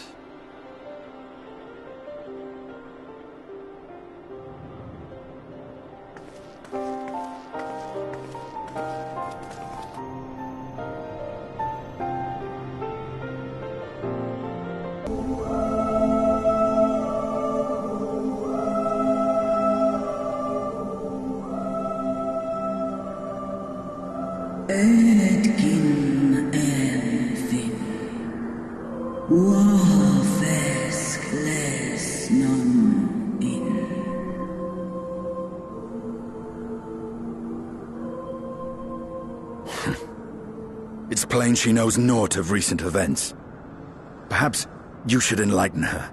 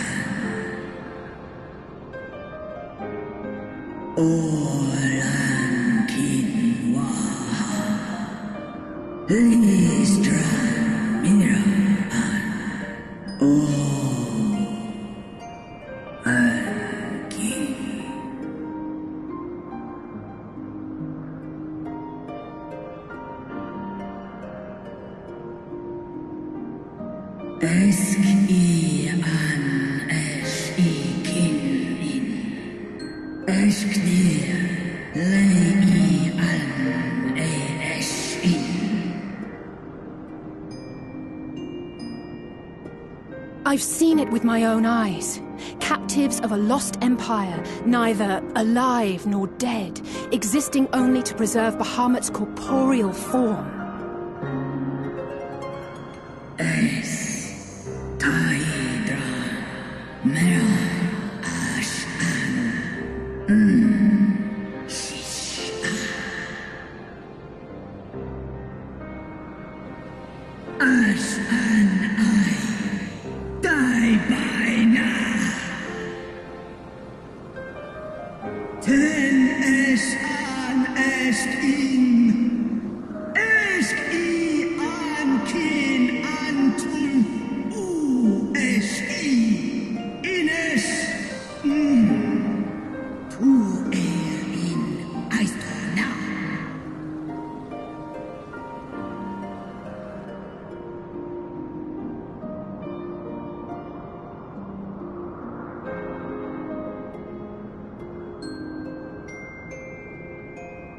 Your children's pain means nothing to them.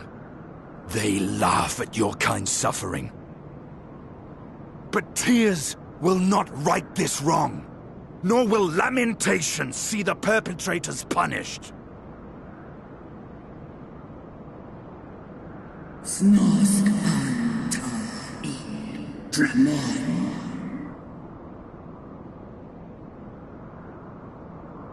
Behavior befitting a great worm. We came here to ask mighty Tiamat of the First Brood, consort of Bahamut, mother of the dragons of Mericidia, what she intends to do about the crimes committed against her children.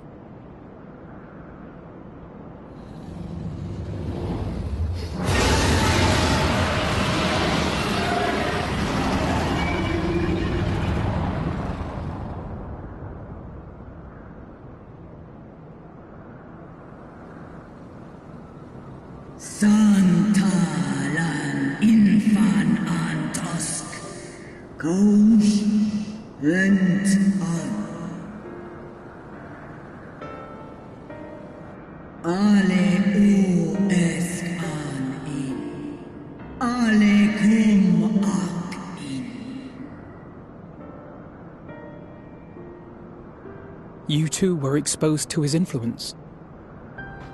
That you are yet in possession of your own will is testament to the indomitable strength of your soul.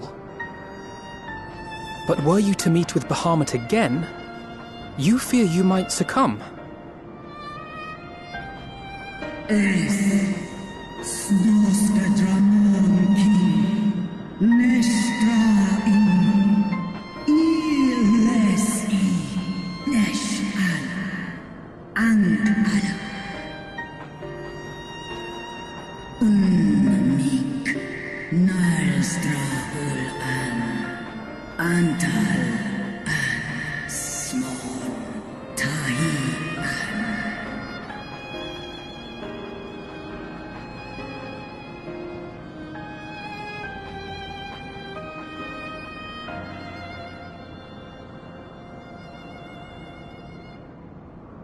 On the matter of Bahamut's influence, at least, I believe we can be of some assistance. If you're afraid of being enthralled, don't be. We have a cure. And while we've never tried it on one such as you, its basic principles are universal. Usk she's in.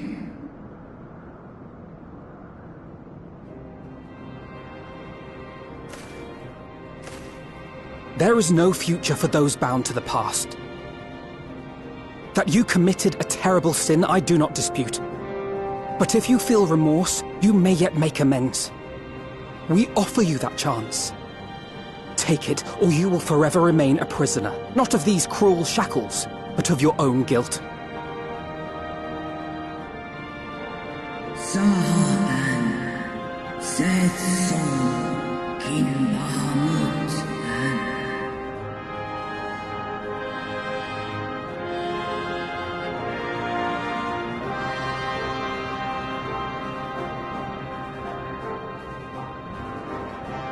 An sumon na an inles snaloles dish an na ala an ul an sin an stan in.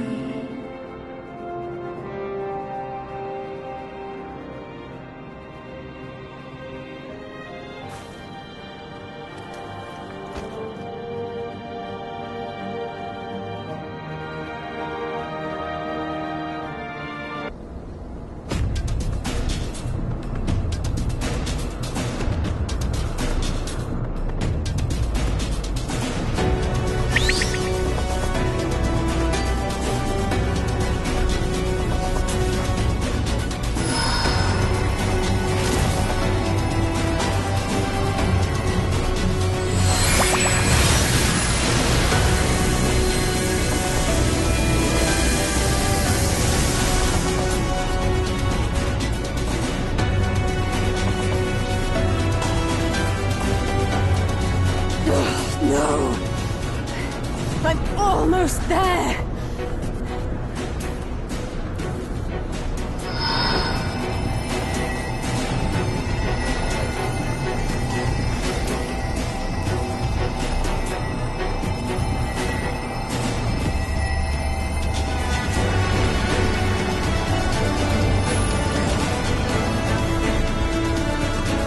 This is it, Angelo!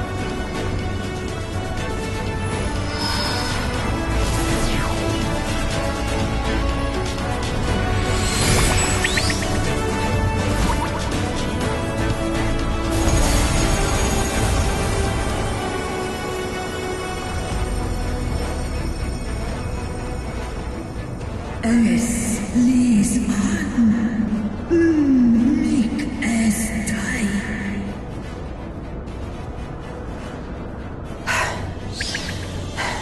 Did it work?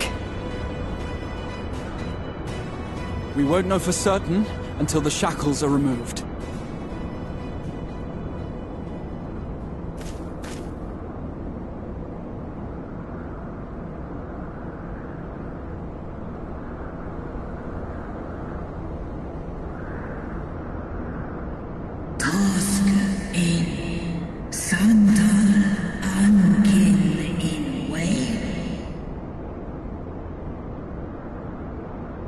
Many have been subjected to the Allagan's dark arts, their flesh irrevocably altered. For such tortured souls, I fear there can be no salvation.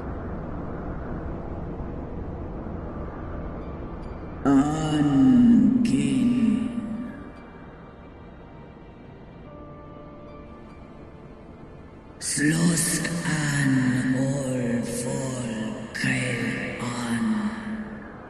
Slosk seth som in an. Afaten. Mon ud. Wan ein. Lis a an. Do ud an.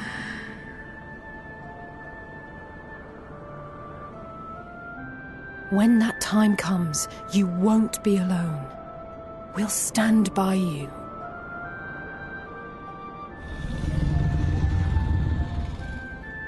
She's in an mig.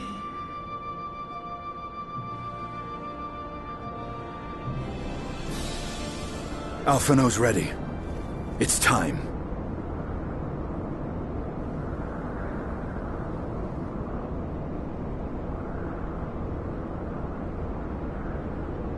Do it. And let's hope the treatment worked as it should.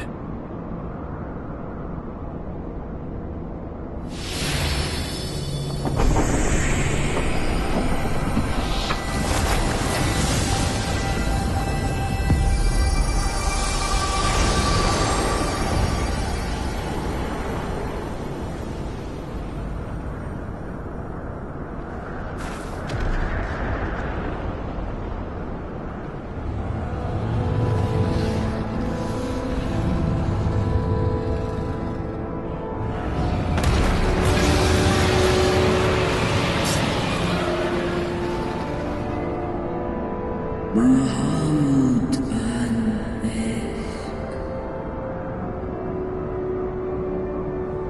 Ul Jas, Ul Asa, Vesk an.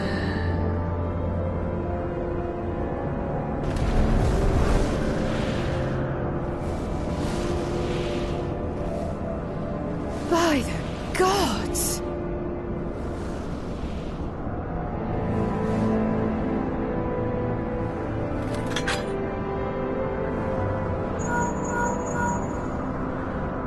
Eorzean, your timing could not be better. Understood, we're on our way. It's Bahamut. He's been sighted over Pagalthan.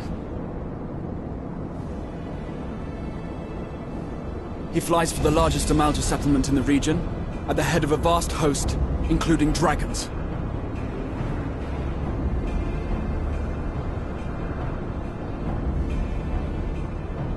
Did you hear all that, Alphino? You'd best rejoin your comrades. I'll make my own way. Our enemy awaits. Shall we?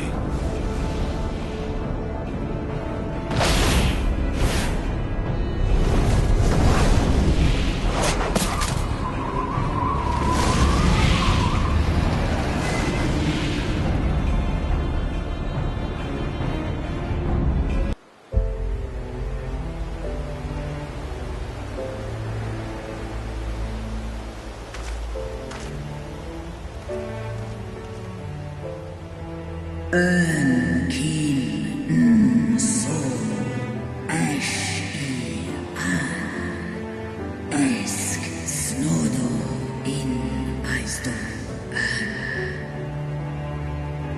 antal an in aisdo antal afa snalask en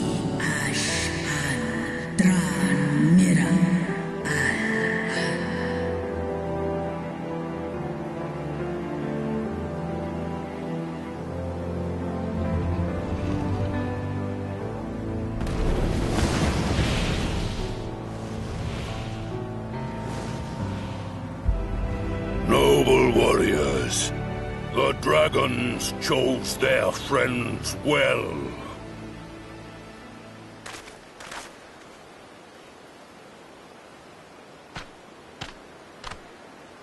Long have our peoples waged war, but no more.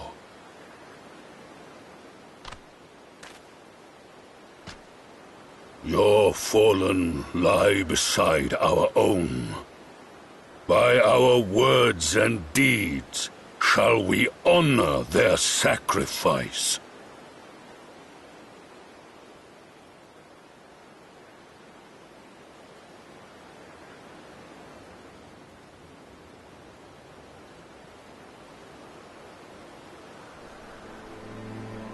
The enemy of our enemy is our friend.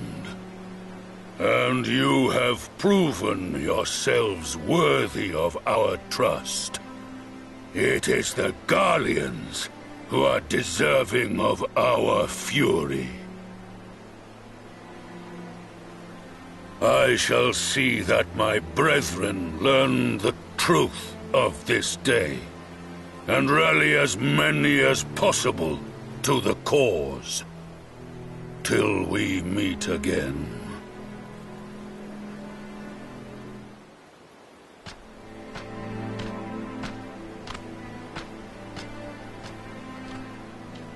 And thus did we make allies of the Amalja.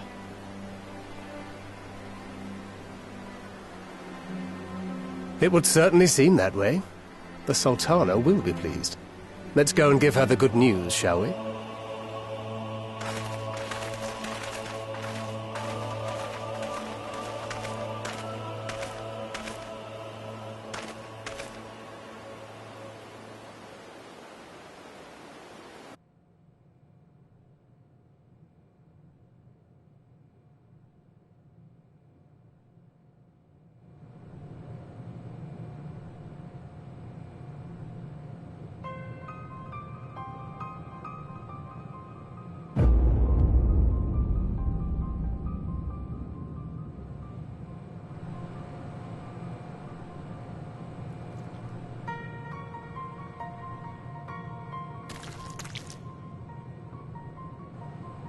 What in Ralga's name happened here? The gods only know. But you can bet these poor sods aren't here by choice. Quickly! We've got to get them free!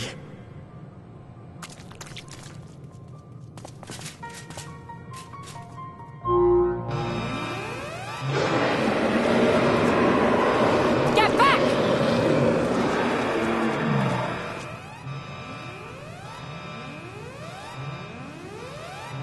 No! What have I done? It's too late for them! We're leaving, now!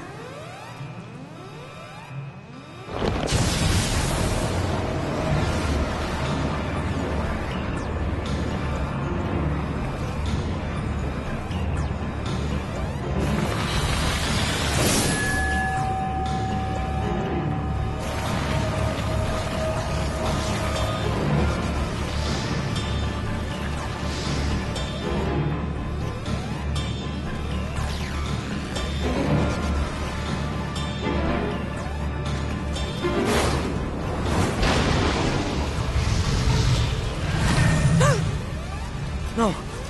No! Don't you dare! We came together and we're leaving together!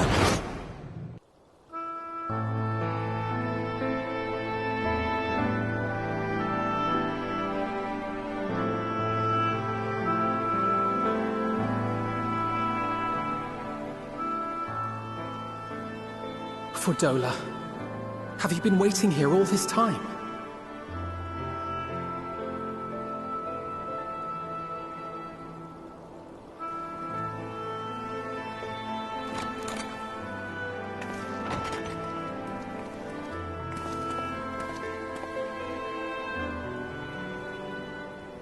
We have done what we can. The rest is up to him.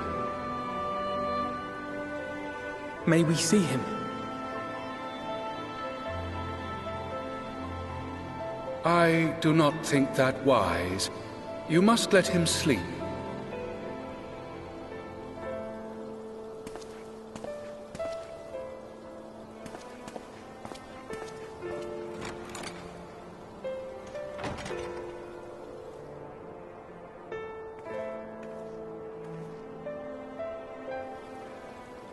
Thank you for bringing him back.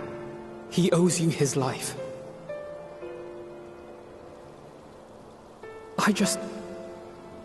I just wish I had been there.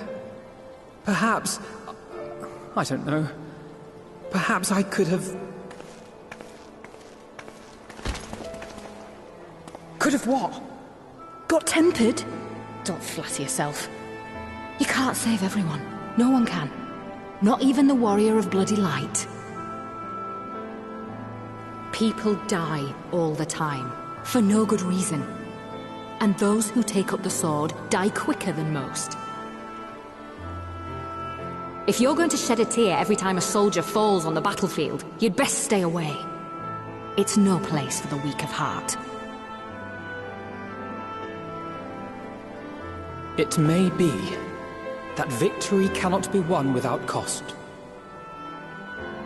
But all life is precious, and I refuse to shrug at its loss.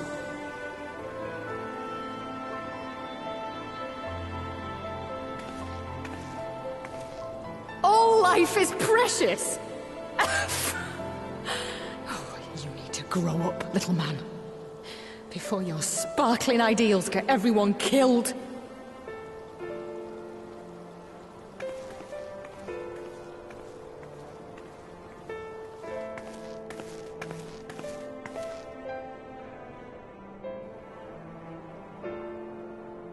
You're right.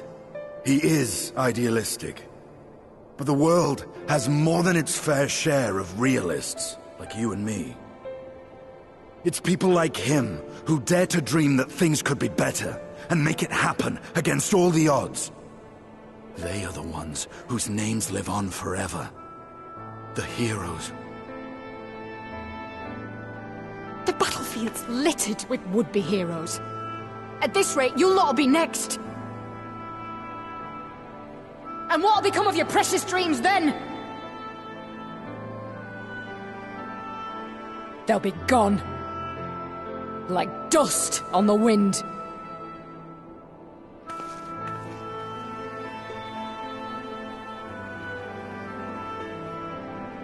Dreams worth fighting for don't die so easily.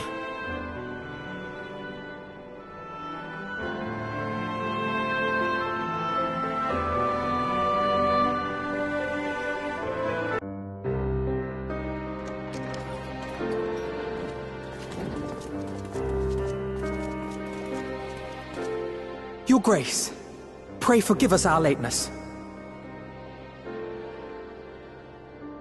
Think not of that.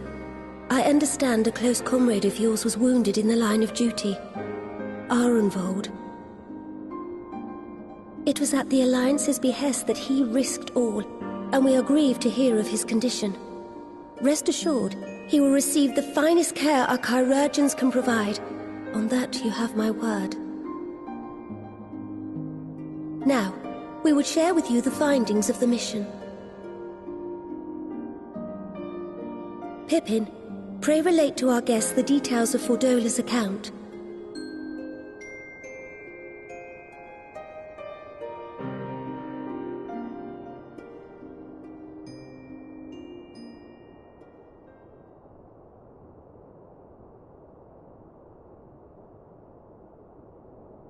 First Bahamut, now Ifrit. Or Lunar Ifrit, as Fan Daniel would doubtless have it. 'Tis now all but certain that the towers were conceived to facilitate the summoning of primals by those imprisoned within. Less certain is the means by which the Telophoroi constrain the wills of said entities to enact their designs in defiance of the pleas of their victims. Mayhap they do not. If mere proximity to the towers is enough to make loyal servants of the Empire's mortal enemies, it stands to reason that the same is true for those held captive. They invoke their gods for the good of Garlemald, and in their disturbed state of mind, summon a primal whose form reflects their own alteration. It all begins to make sense.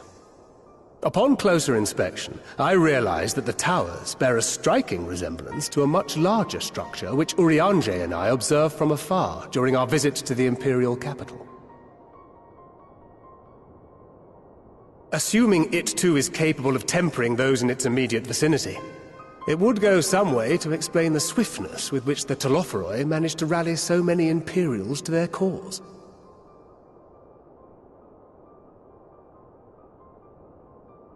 While the situation in Garlemald is indeed troubling, I fear we have more immediate concerns. Ifrit was not the only primal summoned. At approximately the same time, observers at several other towers bore witness to the emergence of further such entities.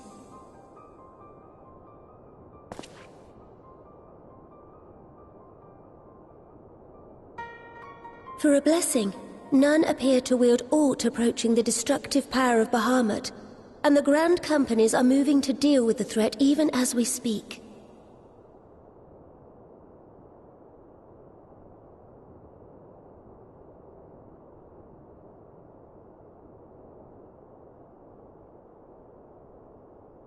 Though we are aware that the task will not be easy, we would call upon the Scions only as a last resort. Pray, conserve your strength for now. After all, it was not so very long ago that you rid us of Bahamut. On which note, I am pleased to report that our talks with the Amalja have reached an agreeable conclusion. They have pledged their full support to our cause. It is our hope that this historic agreement will encourage other tribes to join us at the negotiating table. And I know that I speak for all of the Allied leaders when I say that we will welcome them with open arms at such time as they do. Of course, this was only made possible by the feats of heroism performed at Paglfan. Moreover, we shall not allow the sacrifices of those fallen in battle to have been made in vain. As hope leads to victory, shall victory lead to a new dawn for Eorzea. May these words ever be our guide, Your Grace.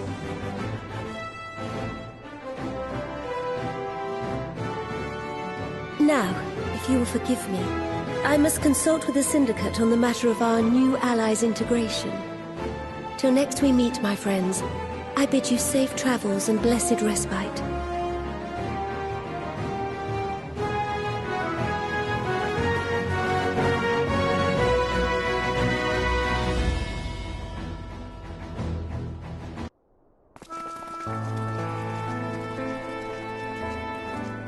Welcome back. I expect you must all be exhausted. Ere you take your rest, however, I would beg a moment of your time. Thanks to Arenvold's selfless efforts, we may now be confident that we understand the function of the towers. But many questions remain regarding the reason for the summonings, and what lurks behind the looming edifice in Garlemald.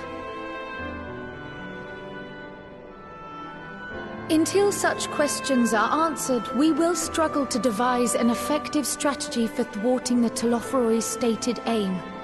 Nothing less than the destruction of this star.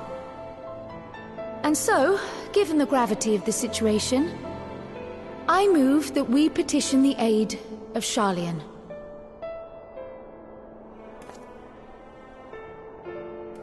It is possible the ancient knowledge preserved within their archives may hide a clue to our enemy's methods.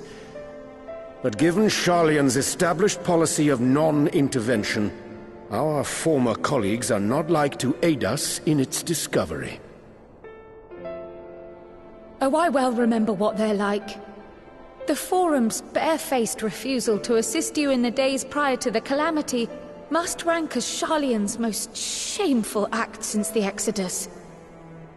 But were the final days to be reenacted, it would spell doom for us all. Surely even they cannot turn a blind eye to that. I trust we are all of the same mind on this matter. Urgent as it seemed, I took the liberty of petitioning the Alliance for leave to act as Eorzea's emissary, and have since received their blessing. I presume your role as a student of Baldessian will carry some weight with the Forum? One can but hope. If truth be told, our organization has been a shadow of its former self ever since the disappearance of the Isle of Val. But the name does still retain some degree of prestige. I only pray it will be enough. If there are no objections, I shall depart for Sharlayan at once. But before I do, I should also mention the other matter to which I would devote some time during my stay. After hearing what transpired in the first, I began to question the true nature of Hydaelyn's blessing. A topic I have discussed at some length with Y'shtola. We were wondering, when was the last time Hydaelyn spoke to you directly?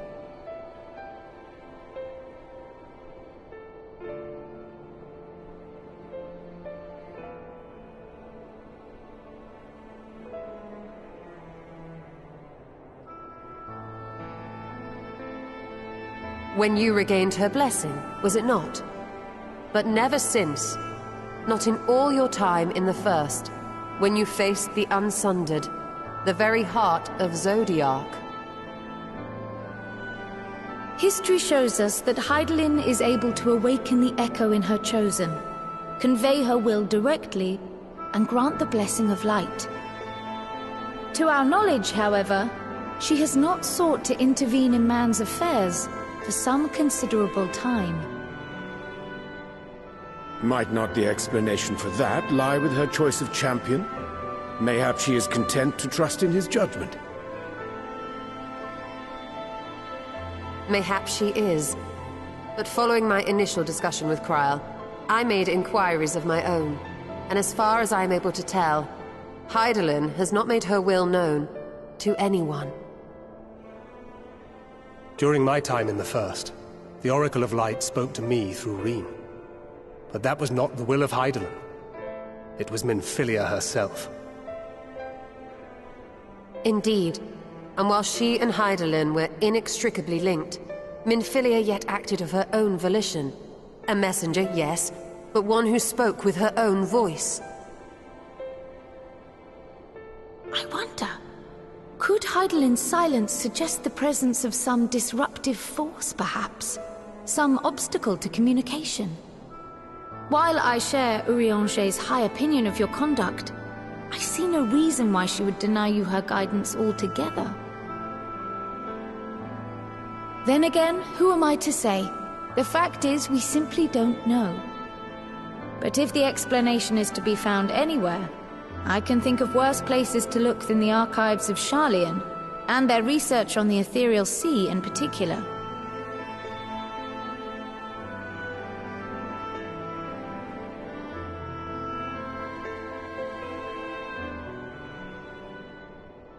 Resolved though I am to go, believe me when I say that I take no pleasure in the thought of leaving you a member short.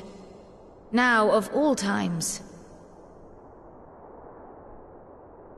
Estinian, we stand on the eve of a struggle that will decide the fate of this star. One in which we Scions may play a telling part, yet we are but few in number. And so I must ask you again, will you join us?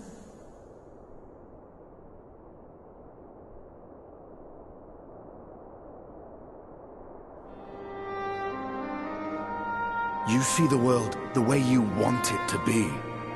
I see the world the way it is. You are idealistic to a fault. But I know you would never turn your back on those in need. Never close your eyes to their suffering. And somehow, your deeds lend truth to your words, giving the lie to my doubts in so doing. I have seen others draw strength from your belief. In Ishgard, in Alamigo. You inspired them to stand up and fight. To win, no less. And even when you lost those you held dear, you carried their spirit with you and made their memory your guiding light. The burden of so many hopes and dreams would be too heavy for most to bear.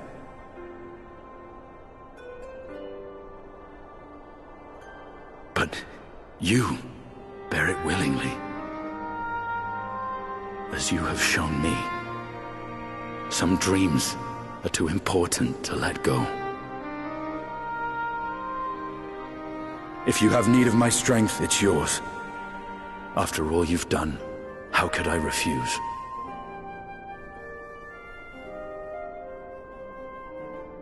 Thank you, Estinian. Whatever challenges await us, I shall not falter. You have my word.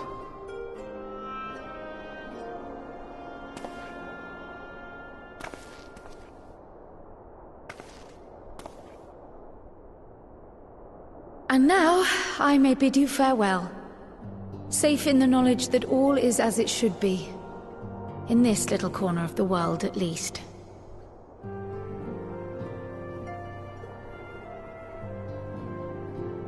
You will be sorely missed.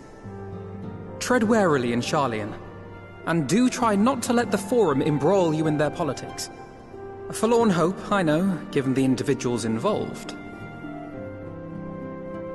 I shall do my very best. Farewell.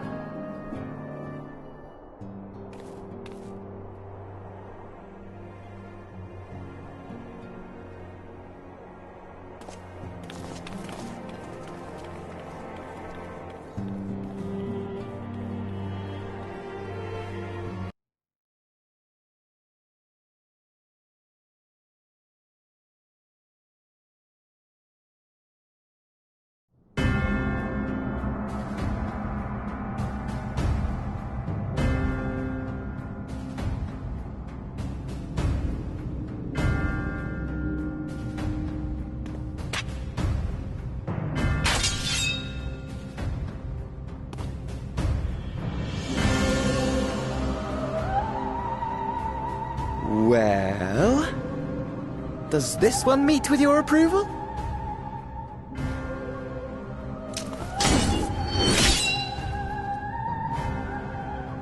Apparently not. Or could it be that you're still upset about the dragons? You are unwise to remind me of so costly a failure.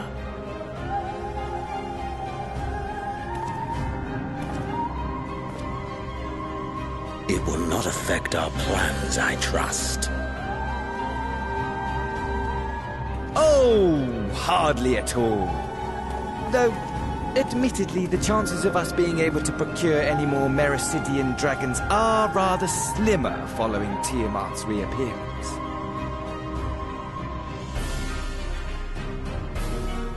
Oh, but the seeds have been sown, my lord. We have only to wait for them to quicken. Speaking of preparations, is it safe to assume that you will be ready to control you-know-what? The hour draws nigh. This nation, forged for Ascian ends, will finally prove its worth. A mighty empire, now no more than an instrument of this star's destruction. What a pleasure it will be to put it to use. Which brings me back to our earlier topic. My lord, while I appreciate that it is not an easy decision, it really is past time you chose your weapon. There is one that I have been meaning to test.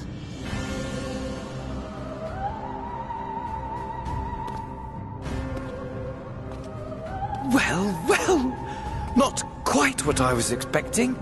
Though I will say, It does seem rather apt.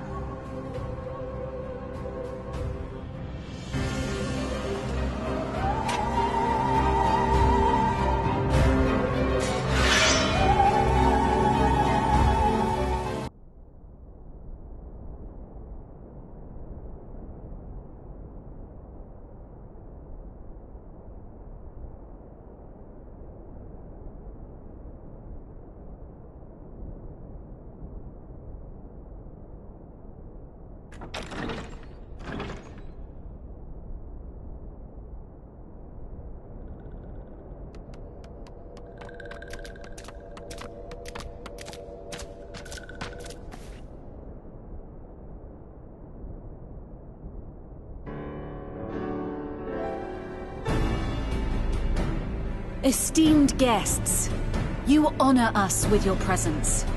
As there is much to discuss, let us begin.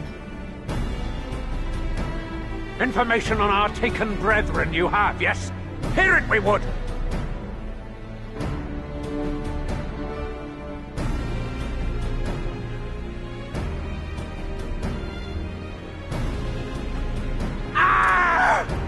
Beyond forgiveness these featherless ones are! With rivers of blood shall they pay! Freed our people must be! We too would see your kin liberated. But ere we attempt their rescue, we must first find a means to negate the risk of tempering. Without that, we will be unable even to approach the towers, let alone contend with their defenders. If all else fails, I've always found cannonballs quite effective. And what of the prisoners? Would you see them slaughtered? Think for a moment. Ponder, consider, think. If Merlwyb truly intended to bombard the towers, she would have done so by now. Remember, we came here to find a solution together, did we not?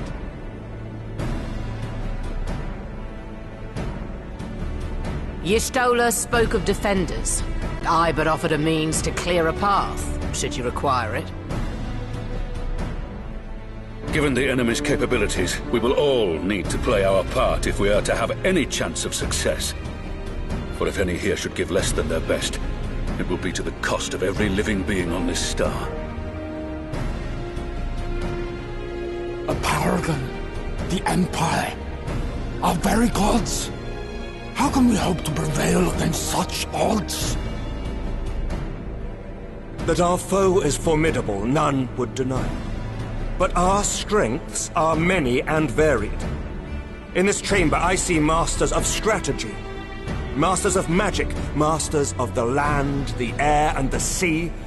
And together there is nothing in creation we cannot overcome.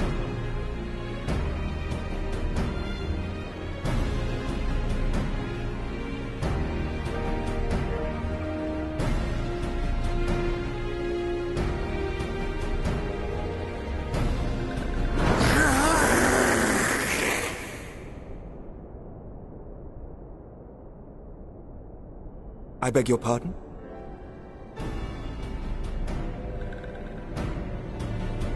What is it, Soulwalker? Do not express your passion thus. A little quickly without deals, perhaps? Suffice it to say, I am proud to be counted amongst Eorzea's finest. We Sahagin will play our part. We kobolds have not forgotten the crimes the Overdwellers committed against us in the past. But today we look to the future, as allies united in purpose.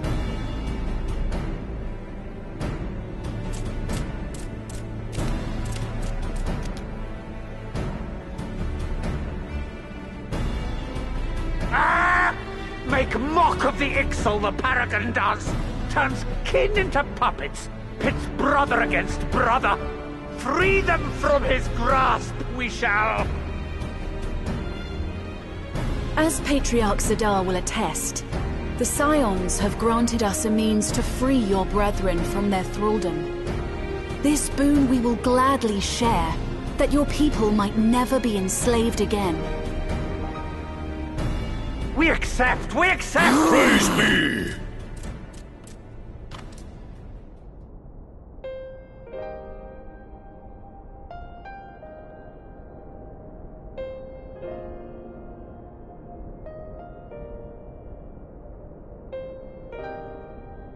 It's taken a while, but I do believe we might be one step closer to a world without primals. Would that Minfilia were here to see it. We still have a long way to go, and we're going to need a lot more Porksies. But we're moving in the right direction.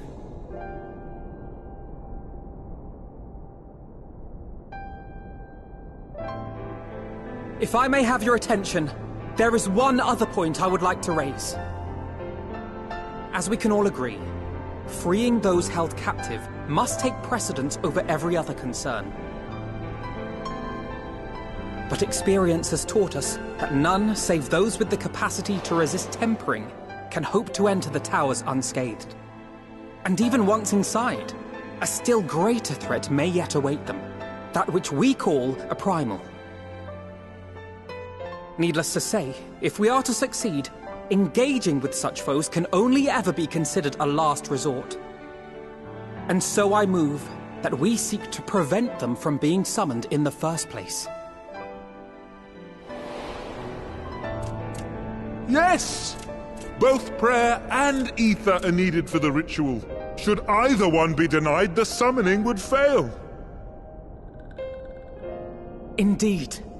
And so we must endeavor to discover the source of the ether on which the process depends. Do so, and it may present a way to halt the summonings, or perhaps even neutralize the towers entirely. A promising proposal. While you are conducting your investigations, however, we will need to remain vigilant, lest the Telophoroi commit further abductions and summon primals ere we have the means to prevent them. To stand a better chance of keeping our enemy at bay, we would do well to coordinate our defensive efforts, sending reinforcements to assist our neighbors when needed. We Amalja would have been overwhelmed were it not for our newfound allies. But say the word, and we shall come.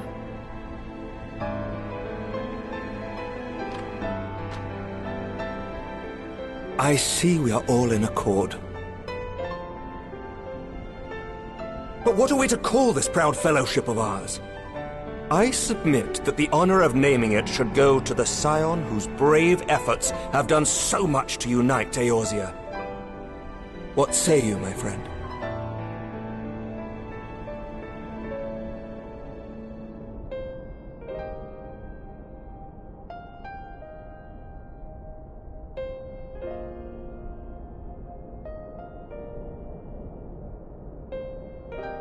But that's the name I...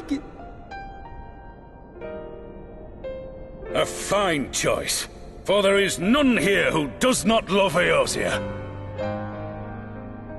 Aye, in that we shall ever be united. United in our gratitude for the realm that gave us life.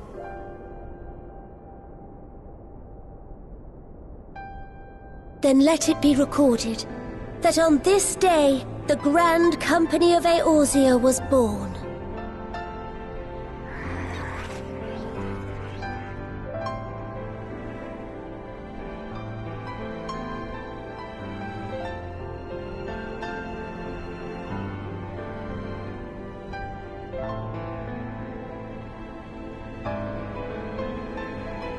How long have we dreamed of this moment? And now that it's here, Oh, forgive me.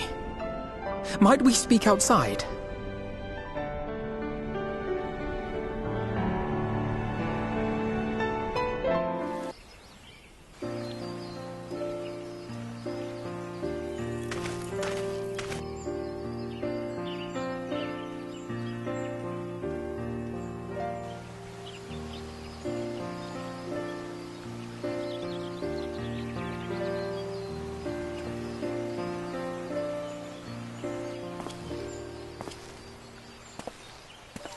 Elder Seedseer, I thank you for granting me this audience. I am Forshano Levea, here in my capacity as representative of the Forum. It is I who should thank you, Master Forshano, for journeying so far and so swiftly. Would that our first meeting could have been under happier circumstances.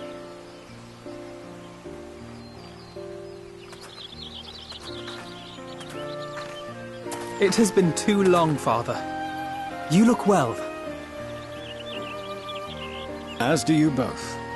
Ameliance will be glad to hear that you are taking care of yourselves. How is Mother? She misses you terribly, of course, but is otherwise a picture of health.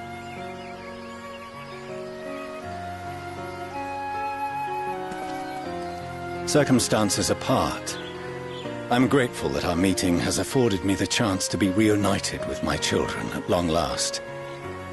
And I believe I also owe you thanks for the hospitality you showed my father, Louiswa, during his sojourn in Eorzea.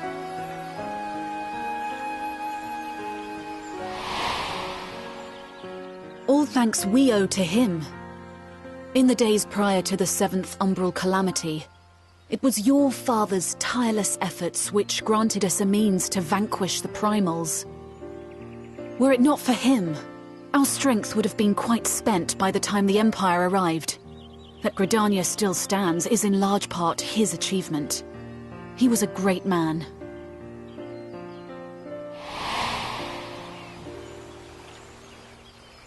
He would doubtless have been moved to hear you say so.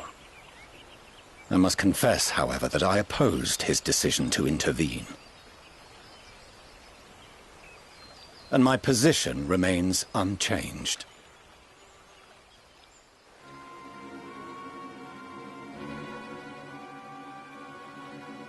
To chart the course of history, not to change it. I am familiar with the Sharlayan stance. It is more than that. It is our way of life. Who we are. But I came here not to deliver a lecture, but the Forum's answer to your request. Sharlayan will under no circumstances intervene in the conflict between Eorzea and the Garlean Empire.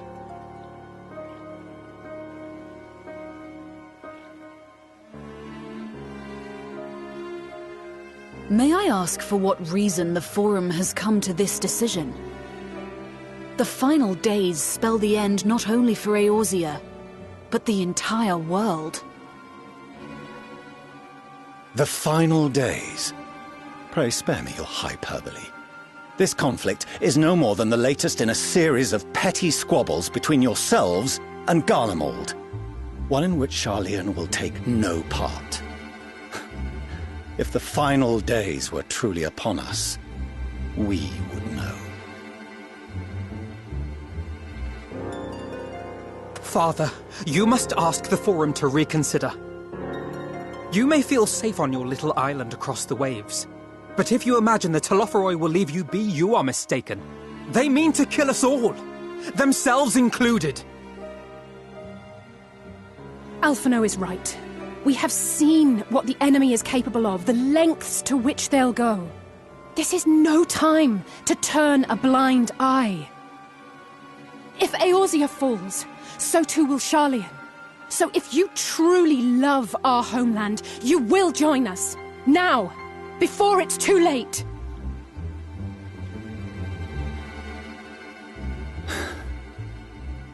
I thought you knew better than to raise your voice to your elders. It seems I was wrong. Wrong to ever let you leave, Sharlayan. I consoled myself that your time abroad would instill in you some hint of restraint, of discipline. But I see now that Eorzea has made fools of you both. Have you forgotten why it was that I so vehemently opposed your grandfather's departure? For all his wisdom, his only solution was to go to war. Death, devastation, ruin. Even those who claim victory are scarred for life. What prize could ever justify such sacrifice? It is the duty of the learned to avert such tragedy. By fanning the flames of war, you forsake all you once held dear.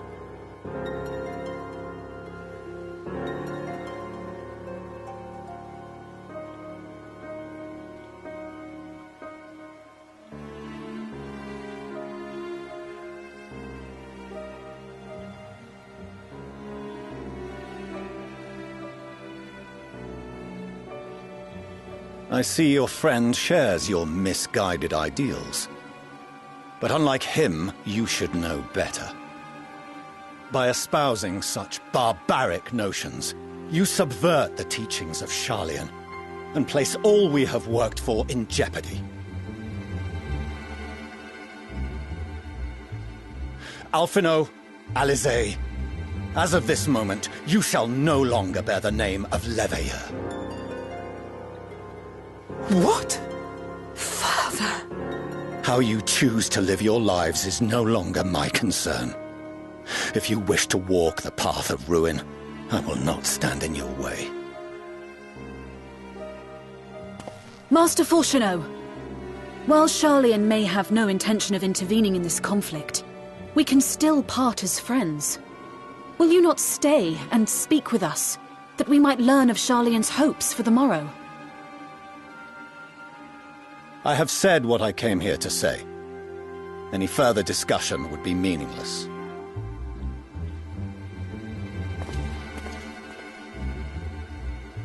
Father! Wait! Don't bother, Alizé! How can you stand there and watch him walk away? How can you let this happen?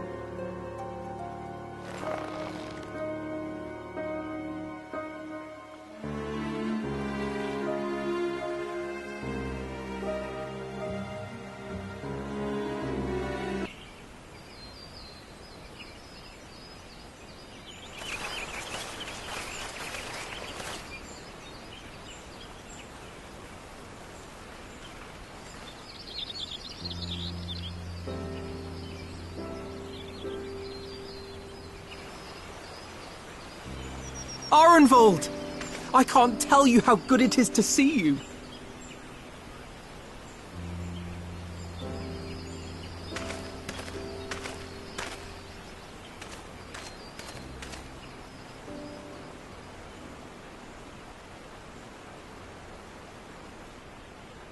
It arrived a lot sooner than expected, eh?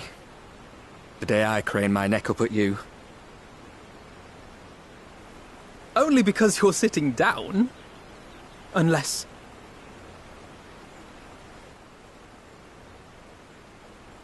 Afraid so. The Eorzeans say I may never walk again.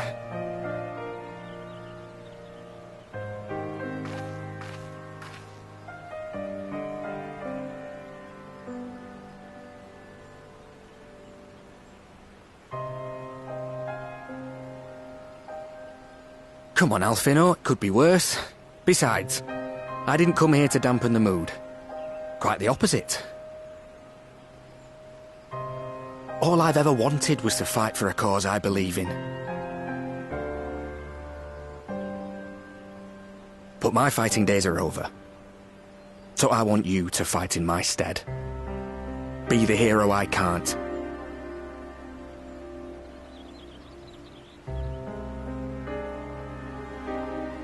I am no hero. That's what they all say, though. No one ever calls themselves a hero. Even the ones who eat primals for breakfast. It's for others to decide.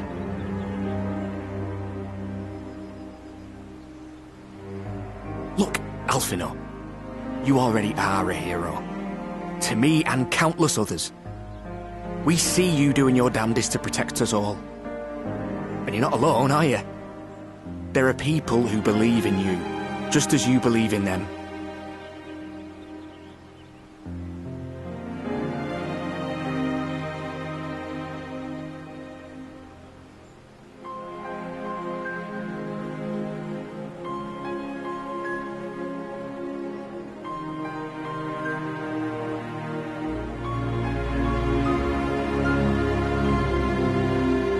I know what's at stake. and how many people are depending on you. But I believe in you. Believe that you'll see it through. That's why I'm entrusting my dreams to you. Like Albert and Owley once entrusted their dreams to me.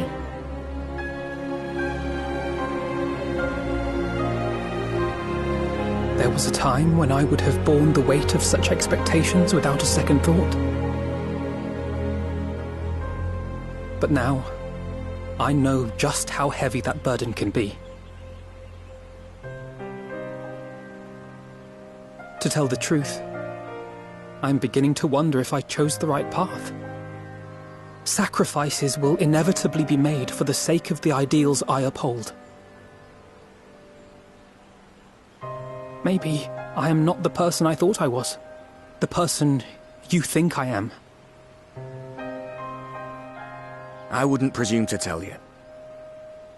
But I will say this. In spite of everything, you've come this far. The road ahead might not always be clear, but you've never been one to give up or take the easy way out. And everything you do for others. For a brighter future. I'm proud to call you my friend. Well, I've said my piece, so I'll let you go. I know you've got more important things to be doing. Just give what I've said some thought, all right?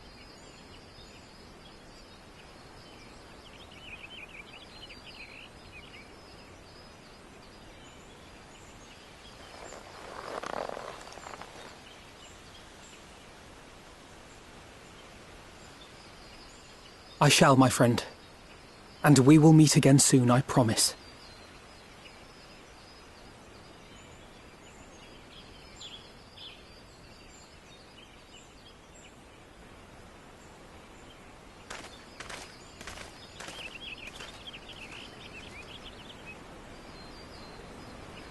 Nothing left for me to do but wave and smile.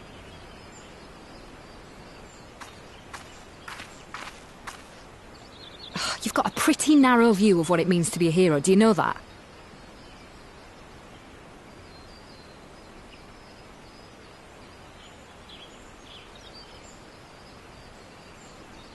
You think they're all forged in the fires of battle?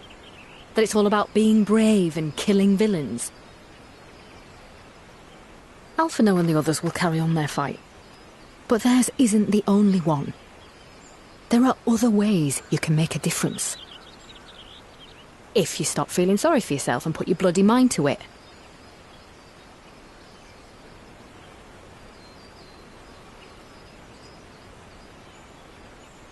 There's not much chance of me living the quiet life with you around, is there? If you're content to twiddle your thumbs thinking of what might have been, that's your lookout. Then I reckon you've got some fight left in you. And I reckon you might be right. If there's a way I can still help my friends, I'll bloody well find it.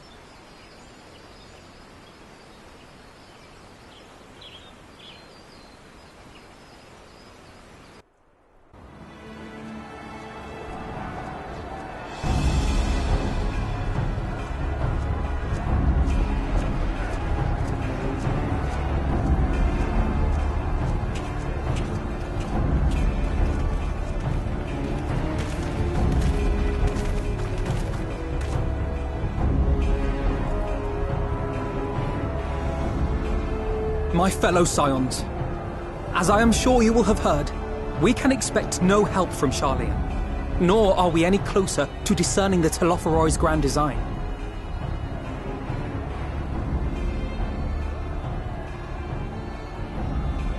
And now, our adversary moves against us in unprecedented numbers, compelling us to answer in kind.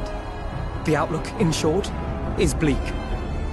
Yet though our foes are many, and we but few, we may still tip the balance in Eorzea's favor.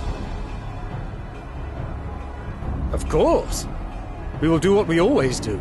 Deal with the ones our allies can't. A less than daunting prospect, judging by your expression. Could it be that you've dispelled your lingering doubts, Alphino?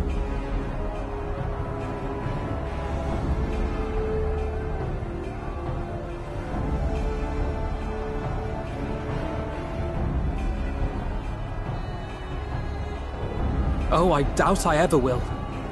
But as my friends have kindly reminded me, I have come this far, and that must count for something.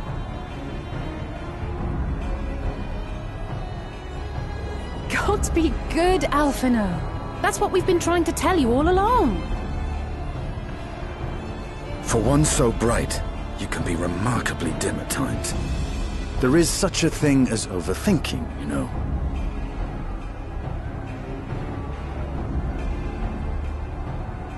Might I suggest that we continue this conversation after the battle?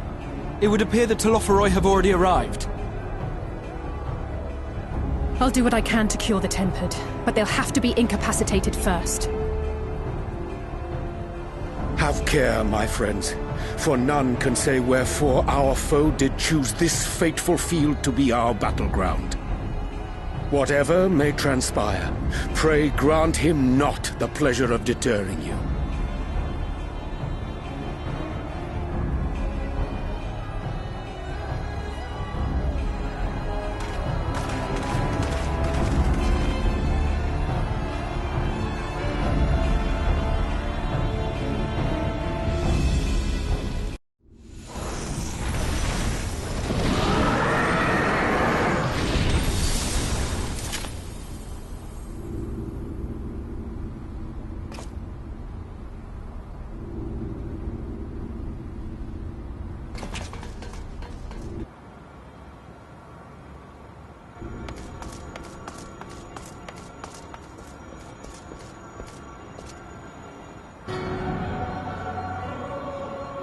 And thus another plan went up in smoke.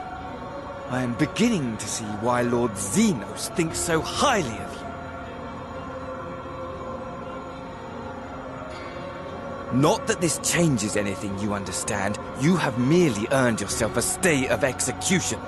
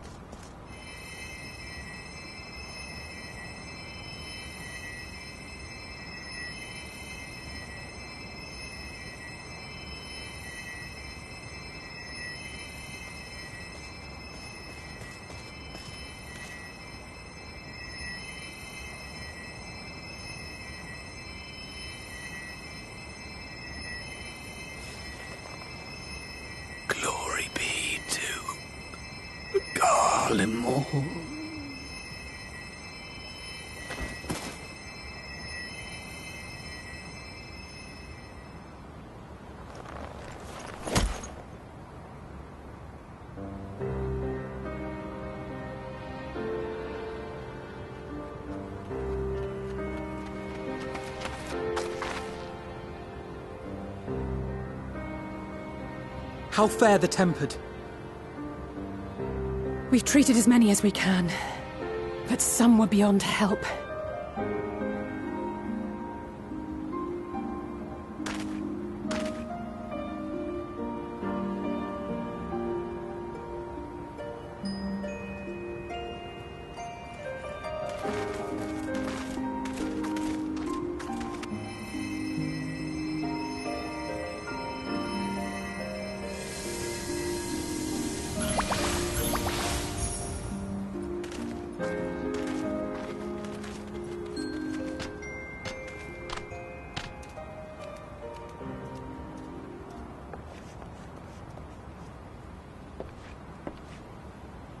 Do not hang your head so, brave scions.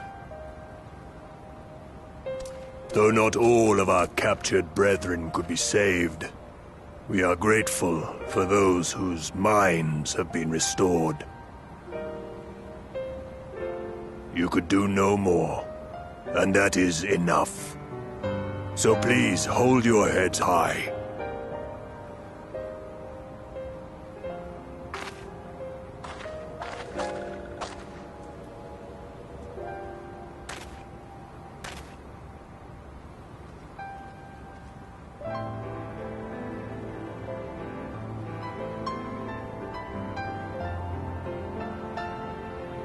should have been quicker. But I'll do better next time. Thank you for your kind words. They mean a lot.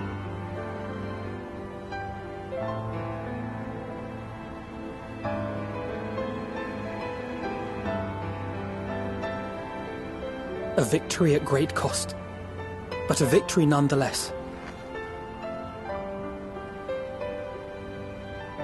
We must stay strong and press on. Isn't that right?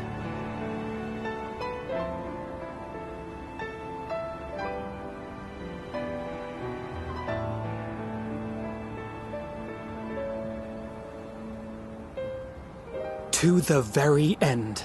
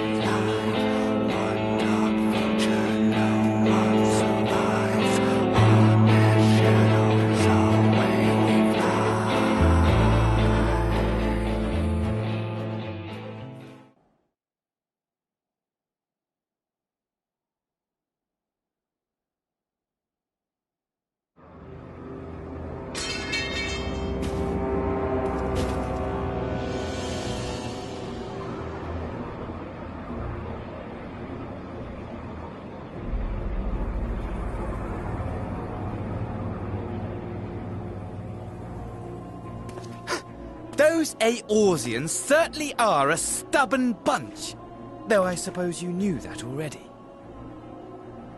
My plan to redirect the ether from Cartano came to a rather less than satisfactory conclusion. It was, in many respects, an abject failure. Which does, of course, raise the question of where we are going to procure the requisite amount. The obvious solution would be to draw on resources a little closer to home, though that would require our dreamer to dream a trifle more deeply. So be it. The dreamer will not complain. Then let us begin the preparations at once. With the gateway of the gods complete, all that remains is to gather the necessary ether, and our prize shall be within reach.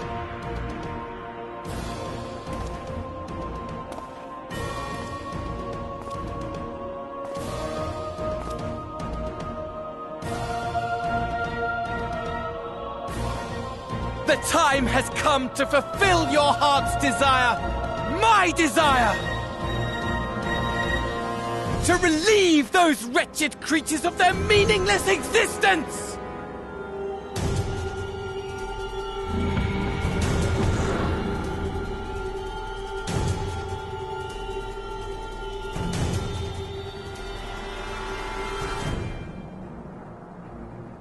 While I await you, I shall drink a sea of souls and gorge myself upon the darkened moon.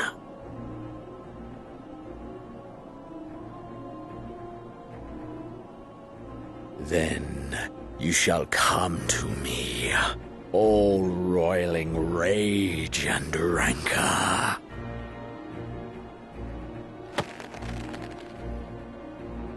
And the stars shall bear witness to our final contest.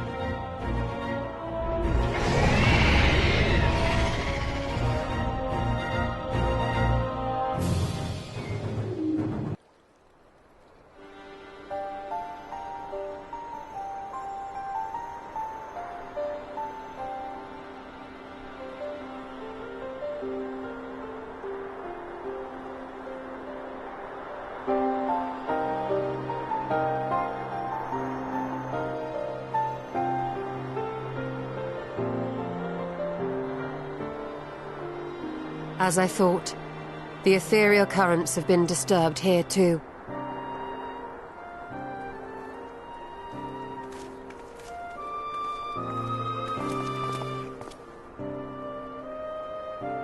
It was the same in Thanalan. Make that every location we surveyed.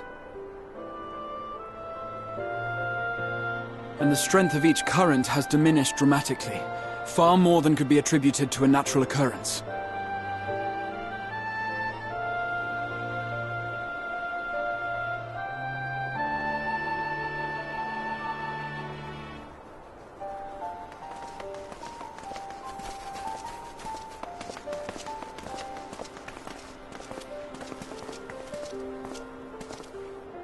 What tidings bringest thou from Dravania? We took a number of readings, and noticed that the closer we were to the tower, the lower the etheric density became. In short, the towers are drawing upon the land's ether, which would explain how they were able to carry out the summonings.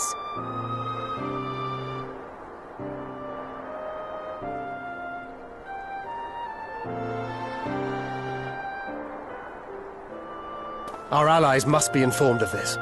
We should return to the Rising Stones and have Tataru relay our findings to them.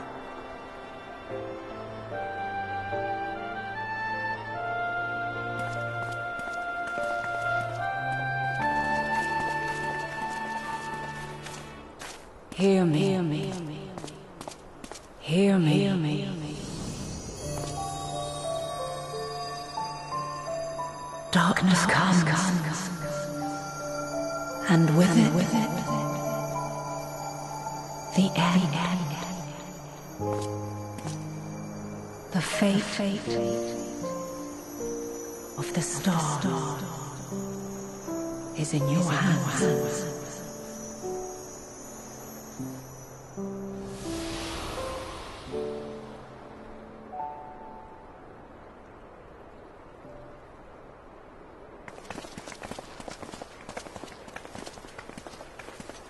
Everything all right back there?